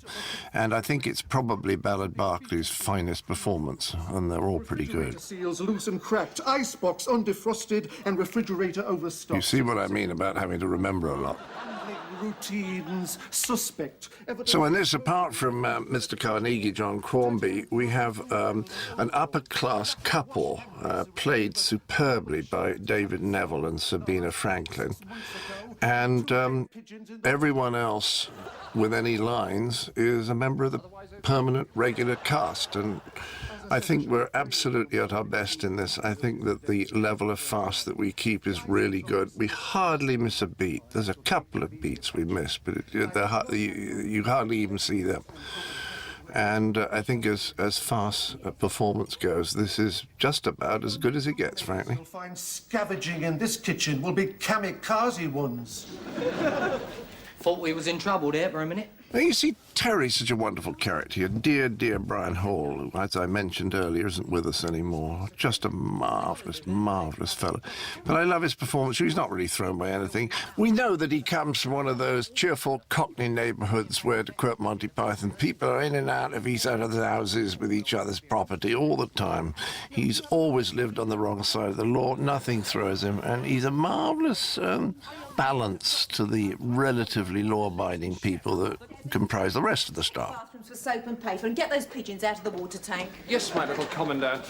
And see how many fire extinguishers are missing. I like the way that Sybil takes over here. She really starts moving for once. And of course, we never established the cat before. And suddenly we're asking the audience to think that the cat's always been there. But you don't mind, do you? Isn't this funny? Doesn't he do this beautifully? Well, I'm sorry, this is an emergency. Important. See? Now, this is one of my favourite bits of dialogue, combined with Basil's seeing the rat, which happens about halfway through. Yes? And no, come on. I love the fact he takes the first bit of the order and disappears before Basil can get the second bit of it out. Yes, see. 2 dead pigeons in tank, take out. It's not difficult, Manuel. This is not a proposition from Wittgenstein. Listen. 2 dead pigeons... How did Basil get to hear of Wittgenstein?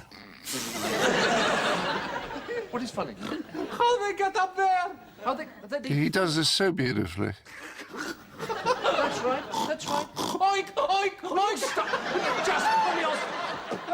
When does the audience get the pigeon confusion? Pigeon! Like your English. Quiet and piffle pig. Pigeon. Pigeon. How nice of the rat to be in exactly the right place. You see, he hit his mark. This is a very, very good rat. He takes direction really well. And here comes one of my favourite of all the Fawlty Towers lines. You have rats in Spain, don't you? Or did Franco have them all shot? Look how well he's acting. He's just terrific. He looked at Basil then. I say to man in shop, it's a rat. He said, no, it's a special kind of hamster. It's filigree. We begin to wonder what Manuel has paid for this Siberian hamster. Have you ever heard of the bubonic plague, Manuel? It was very popular here at one time. A lot of pedigree hamsters came over on ships from Siberia. What do you do? I'm sorry, Manuel, this is a rat. No, I think this is almost serious. You know, it matters so much to Manuel. He's so concerned now. I think this is well played, this next scene. Where you go? Where you take him? I'm sorry, Manuel, he's got to go. Go, no. Yes. He mind he stay with me? Now, look, this is a hotel. The health inspector comes tomorrow. If he sees this, I close down. No warning, closed down. Finito. You out of work, back to Barcelona. He know her. He engaged. He's safe. Please, please. I think this is a very good bit of business with the ladies, too. Well, I told you, it's my favourite episode. I think it's all good. Sorry. Shouldn't say that. I suppose it's pretty good, really, on the whole, some of it, most of the time. Right, you were giving it up. Yes, that's right. I like this moment. I like this moment. We'll look after it. That's very good. That's really good.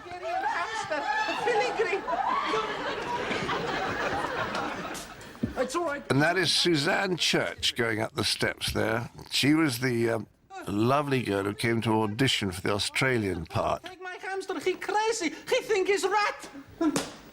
Manuel, prepare yourself for a shock. Why didn't you check? What? What, you mean he's had it for a whole year and you've only just found out? Yes. Well, supposing the health inspector had seen it. I know. He could have closed us down. Well, what are you going to do with it, Basil? You can't keep it in here. I know. And don't let it loose in the garden. It'll come back in the house. Can't we get to our mastermind, Sybil? Next contestant, Sybil Fawlty from Torquay. Special subject, the bleeding obvious. I wasn't going to... Another favourite line, I'm afraid. Well, what are you going to do with it? She's so good in this, you know, she's actually clicked into another gear, which shows that for all the chocolates and the smoky and the chat with Audrey, she's actually a very bright woman, and when she actually puts her mind to it, she's highly efficient. So you kind of get the idea that actually she pulls her weight, but she spends a lot of time not working. But when she does work, she's awfully good. A wanted kind home for enormous savage rodent. Answers to the name of Sybil. Look.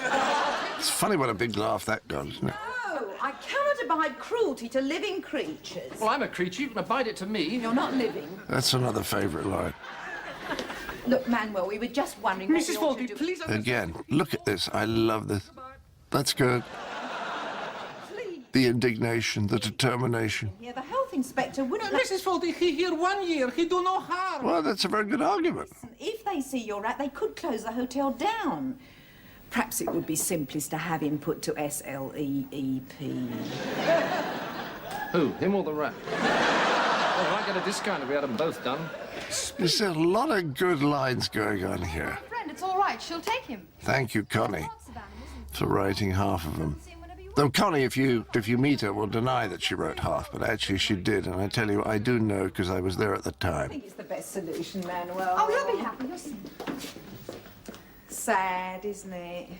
Well, look at it from the point of view of the rat. What? Well, would you want to spend the rest of your life with Manuel waiting on you? Now, this is a nice moment. Good choice of music. And I like the fact that for several minutes now, we really think that the rat has gone. Because when Manuel comes in a moment, he really looks in mourning. Here we are, just establishing the presence of the cat again. Cat and rat both took direction excellently. Sybil, everything done here? You put the lid on the tank, Basil. That's why I've been on the roof the last 40 minutes, dear, yes. And you took the pigeons out? No, I left them in. They're nearly done. Now, the walls... I checked Good rhythms there. A lot of pace on those lines. If they'd been delivered 20% slower, well, they wouldn't got a laugh at all, I think. I checked it. Just running over the bleeding obvious, dear. So, all shipshape and Bristol fashion, eh? All ready for old Snoopy drawers? Was good. I'm glad he didn't say anything. It was nice that he just walked through. Now, I think the next part of this scene is quite interesting psychologically because Basil is a person, I think, who actually carries quite a bit of depression, but he never allows himself to feel it, which is why he's a bit manic all the time, because if you stay manic, rushing around with your muscles tensed up, you tend not to feel sadness. Now, he's very upset by the fact that Manuel is sad or depressed. It kind of bothers him at some level, so he's trying to get him to snap out of it. But the reason he's trying to do that is because it makes him feel uncomfortable, probably reminds him of his own depression. Why don't you and Polly go to the ice rink tonight? Why don't you cheer up, for Christ's sake? You see, he can't stand it because it's tapping into something in himself that he doesn't want to face up to. Manuel, my wife informs me that you're depressed. Let me tell you something. Depression is a very bad thing. You see, there was a generation that felt depression was a sign of weakness, which of course is very stupid, because depression, or much better, sadness, is how we recover from loss. You win the war by getting depressed, you know. I do love that line. Manuel. Comment? Not so sad. No? No, it's... Now, I love this sudden realization. Oh, he's only acting. That's a good bit of writing. Yes, don't forget the water. Oh, Terry, let me have a So bit of... now you see we reinforce the idea that Basil's around. Basil the rat is around. Costello roll.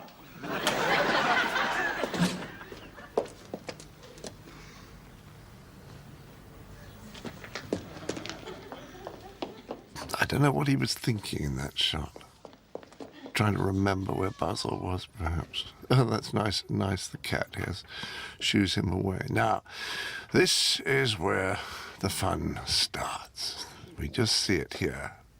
Basil. And, of course, you get a good laugh with it because the name is the same. We know, I think, why he's named the rodent that. The picture. The one in your room. You said you liked it. This is Stuart Sherwin. Wait. No, I'm sorry. I really don't. Oh, just a fiver. You can have it on approval. Sorry. Yeah, very nicely done. It's for my sister's eye operation. You bastard. It's quite unusual to see Connie get a little bit hard-edged like that. Or rather, Polly. He escaped.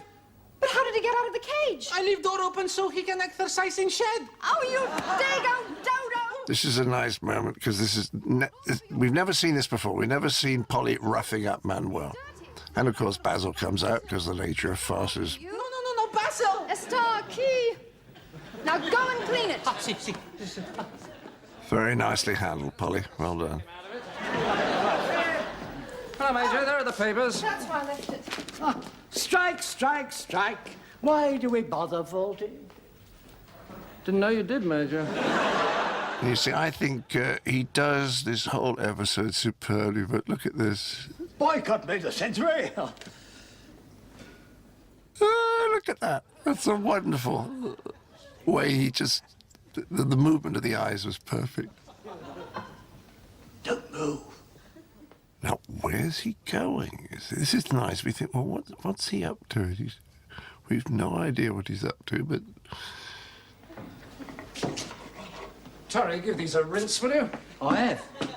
Well, they're still dirty. Put them in the dishwasher. We just wanted to get him out of the way and have a little action for some time so that he could not get a very clear look of the Major coming through the gun. You see, if he'd been standing at the desk, he would have seen him more, and it was funnier that he wasn't quite sure what he'd seen. Do you need any help, Major? I like the way that Basil's standing there with his hands up. He's completely resigned to the insanity. We haven't got any this week, Major. No Germans staying this week, Major. May I? You're going to shoot him, Fawlty? Yes, Major.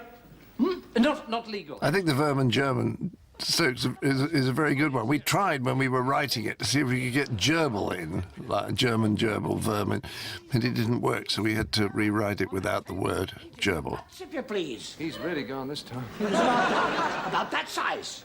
That with the tail. That's a nice moment. Tail. What did you say it was? Vermin. A dirty rat.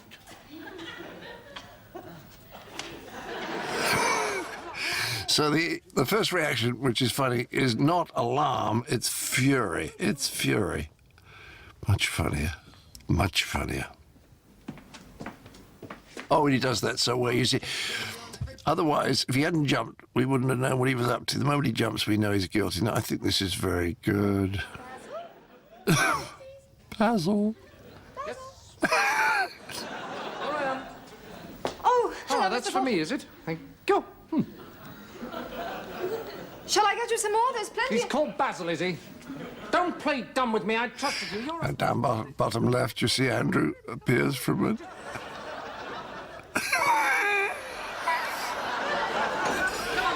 Come on. Basil's here. I like him using the cheese. He's under there. Right, I'll get him. Oh, whoops. Cleaning behind the fridge. Well, you've got a lot on your mind. We didn't want to worry you, Mr. You see, he's an effortless liar. Effortless. Plausible is the word. He's plausible. He must have escaped, Mr. Fawlty, and come back. Come back. They home. That's one of my favourite lines, and she does it wonderfully. There's a moment when she thinks what I'm going to say, then she becomes momentarily defiant, and then says it with just a hint of I'm not sure if I'm going to get away with this. About that, when the chef got filleted with his own carving knife. No, honest. It's down from that. We'll find him, Mr. Fawlty. Well, if you could, that would be lovely before they close us down. Super. Well, let's have a little Basil hunt, shall we? And then we'll deal with the sackings later on. I'll do the cellar. I'll do this floor. Manuel, you check your... No, I like the fact, the action is going. We're only 15 minutes in, and already it's gone insane. Now, this is, I think, a very good bit of plotting by Connie and me here. I'm sorry about that packet saying rat poison so obviously, but you have to make sure people can read things. No actual packet would look like that, of course. And that's the beginning of all the trouble. And I think this is very ingeniously worked out.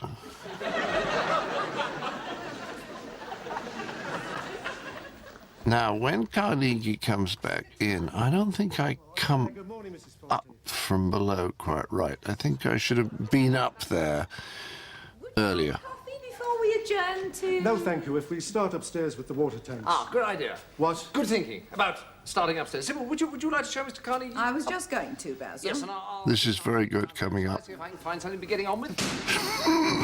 I think that's really good.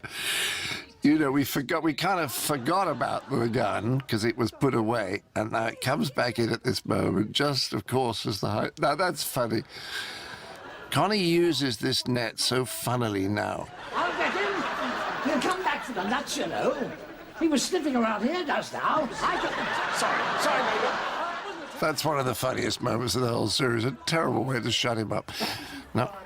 I love the little run that Connie does now with that net. This is great farce because so often farce is based on just funny visuals being added to the comedy that's already there, and I just want you to see that when she runs across. We'll take steps. It's all right, Manuel. Is he all right? Yes, he's all right. He's not dead? No. It was just the Major letting the gun off. Now, another thing that has to be concealed. Basil? No, Mr. Fawlty. I mean Basil, my little... Ratatouille.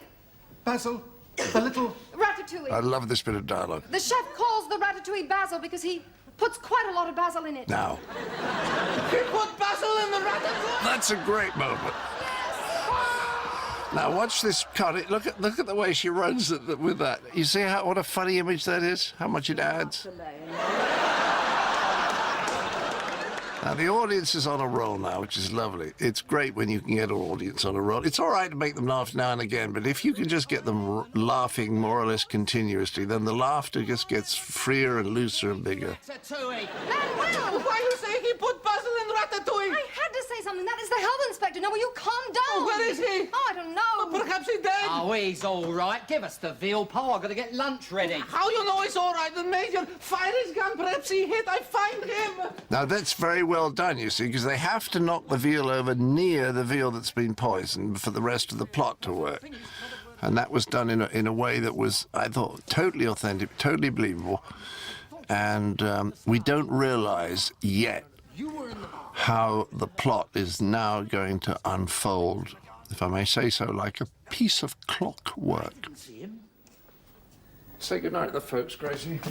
Say goodnight to the folks, Gracie, was the line that George Burns always said to Gracie Allen on the Burns and Allen show, which was my favorite American show in the mid-50s. And Gracie Allen was one of those ditzy and delightful Americans who said things that nobody could ever quite understand, but when she explained later why she said them, everybody could see why she had said them. Listen to me, what do you mean you picked them all up? Well, Manuel knocked them over. We picked them all up. Oh, my God. What's the matter? One of them's got rat poison on it. Now the bit of clockwork starts, and from now on there's wonderful logic. Oh, there is Melody. Melody Lang, who is married to Andrew. That is Mrs. Manuel. There with James Taylor is playing her husband here. Lamb or the place? Veal substitute. Well, it's Japanese. I love the way she says that. Soybeans and essence of cow. Seals. We've moved all the meat. This is very nice. Very nice. He doesn't stay in there. What is he going to do? Bottle of the Beaujolais, please. Oh, certainly. And the wash-out basin? We ordered it yesterday. Now, it's very interesting because he doesn't see the rat poison, but I like the way that this is done. Satisfactory condition. The stillness. Sorry, slipped. Outstanding points, and someone will be dropping in to carry out a future random inspection. Now, having smashed the first bottle, I like the way now that we smashed the second. I think it's quite skillful. Here, if I may. Oh, certainly, Mr. Carnegie. I couldn't help noticing you had some veal over here. Well, it's not Dutch, actually. It's Norwegian. Norwegian? Yes, not the absolute apex, quite honestly. So he's got to make sure the food inspector doesn't die of poisoning in his hotel. Been in this business 20 years. I've never heard of Norwegian veal. No, well, they've only just branched into it, you know. I don't think it's a winner, frankly. You know, more of a veal substitute. It's got a lot of air pockets in it, that's all. The lamb is Dutch. Dutch? Well, English. I mean, we call it Dutch because it's as good as the veal. It's better, quite honestly. Well, I prefer the veal. Yes, how about lobster? Send him a couple of lobsters now. So much having a bit of a lobster. Each, 2 for a pound. You can't say well, if you like the veal, perhaps you prefer the chicken. I love that line. That's very good. He's just firm, you see, he doesn't get put off. Nice movement with Connie coming in like that, just as they go out of the other door. That's what farce is all about, is those kind of rhythms, just keeping the pace up. That's no good. That might have poison on it, too. Well, where is it? What? Where's the cat slice? Up there. Right, now, how's the cat?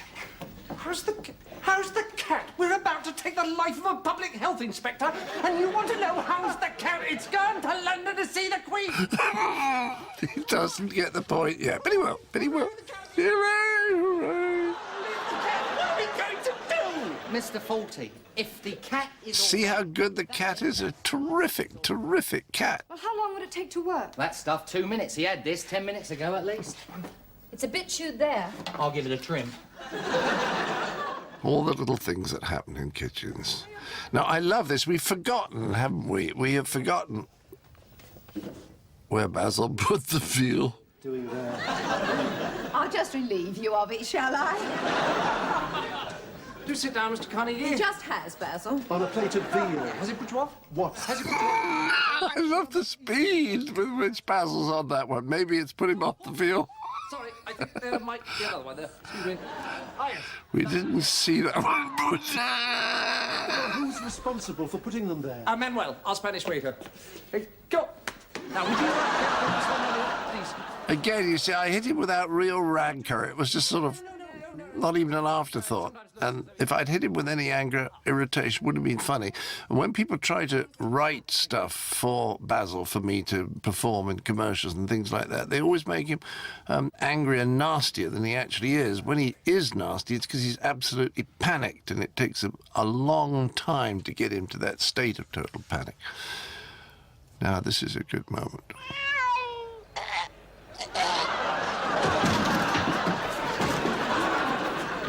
Sorry. Not hot enough. Not big enough. Sorry. What? Not big enough. Sorry. Excuse me. Really, Polly.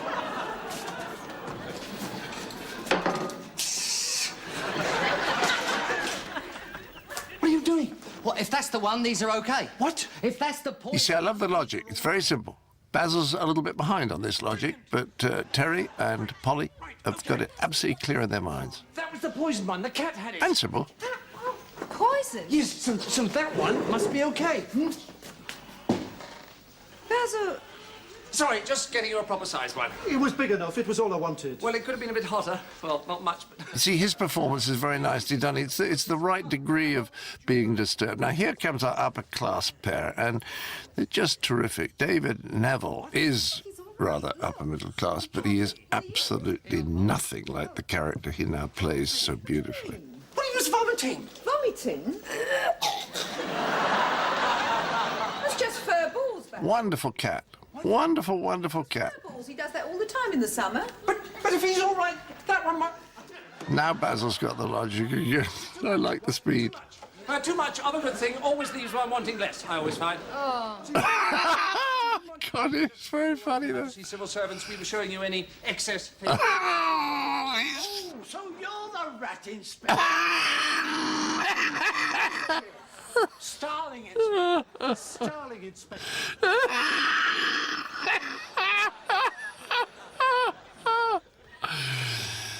This guy is just terrific. And although Sabina, frankly, doesn't have too many lines, she plays it beautifully too. It's a nice moment, isn't it? And her little movement with the legs just indicates her embarrassment and what she thinks Andrew's up to. One that wins us. If the cat slice is all right, that might be the poison one. No, no. Yes, he's right. And if the cat's one is all right... Which it is. We can give him that, can't we? Right. Fawlty, shut up. But, Terry, that's got things on it. Oh, that's all right, Mrs. Fawlty. What the eye don't see, the chef gets away with. Mr. Fawlty, what is it? Now, that cue was ever so slightly late. It's not the strongest line in the world, and if Andrew had come in a fraction earlier, that would have been better. Good afternoon, madam. Look, I was just trying to give an order to your waiter, and he walked away while I was doing it. Don't you love this voice? Well, he wasn't paying attention at all. You see, one of the things I learned was that if there is somebody behaving like a madman, he's not as funny as the people who are responding to his madness. And that's why you always need someone around who's absolutely normal to see this extraordinary behavior that, for example, these two are at the moment, but not comprehend from the beginning why they're behaving like this. Without him, this behavior just wouldn't be funny. Or, indeed, if he was an eccentric himself. Yes, Polly, would you take the order? Yeah, please, on this table. One Windsor soup. One Windsor. One patty. Sir. What do you mean there? It's all there. There, and there. All there for your info. And one pate? Manuel, would you get the bread roll, please? No. Get the box. We have a box, a bread box, for any bread that has gone past its prime. I like the phrases that Basil incorporates all the time past its prime.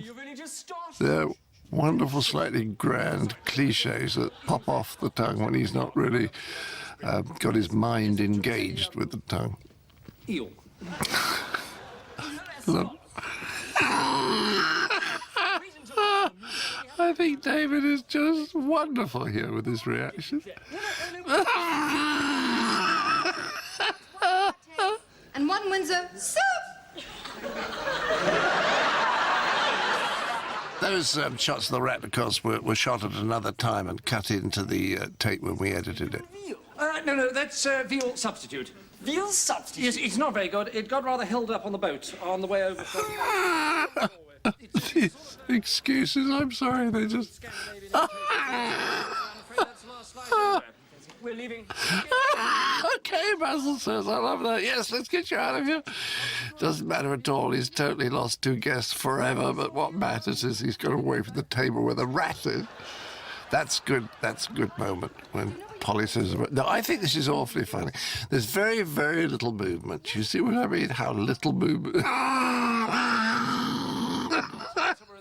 Veal, yes, of course. A really good restaurant. No, wait just a minute, because I do remember... I wonder if I should have done slightly more here, begun to pull out the headscarf or whatever it is a bit further. I think I should have pulled the headscarf out further. Yeah, that's what I should have done. And, of course, the temptation is to be bitten at that point. You see how good she is? I mean, and she's absolutely spot on. This is exactly right. You're getting my dander up, you grotty little man. He's wonderful here. You look at the audience, love him. And I have to tell you that I've actually pinched a couple of lines here. A couple of those lines about bunch of fives I pinched from Peter Nichols' Privates on Parade, which I actually was in the movie of, and Simon Jones delivered them. And I thought it was such a wonderful, wonderful performance that I stole a bit of it to give to David. Now he's been bitten. That, of course, actually happened. And that's the special effects, the BBC special effects. It's really good. Terribly simple, but terribly good. Now he's got it. Now he's caught the rat. Un momentito. Now what happens here? Some cheese and biscuits and a coffee. Now we're watching. See, we're not hearing that at all. We're only watching what the Major's up to. Now, what happened to the biscuits? Anything to follow? So the Major has opened the tin without seeing the rat. Coffee, please, Sybil. Here we are, Mr. Carnegie. And this is nice. It's nice that Basil pushes up the cheese and that Polly brings over the biscuits. And now you see the best little piece of comic mechanism you ever will. Now, Connie will put her hand under the box, you see, and that enables her to rotate the rat's head. You see, she's doing that from underneath the box, and I think this is a wonderful moment because the food inspector clearly thinks he's gone completely mad. Would you care for a rat? Or... just the biscuits. And Basil covers up very well, pops the lid on. Oh, look, there's a crumb there. We must get rid of that because this hotel is of such high quality. He plays this very well. Black, please. There we are. Here are the biscuits. Green crackers, digestives, Rivita. Very good, Connie. Came at exactly the right time. I'm afraid it's started to rain again. Oh, that's a very nice ending, isn't it? Fade out.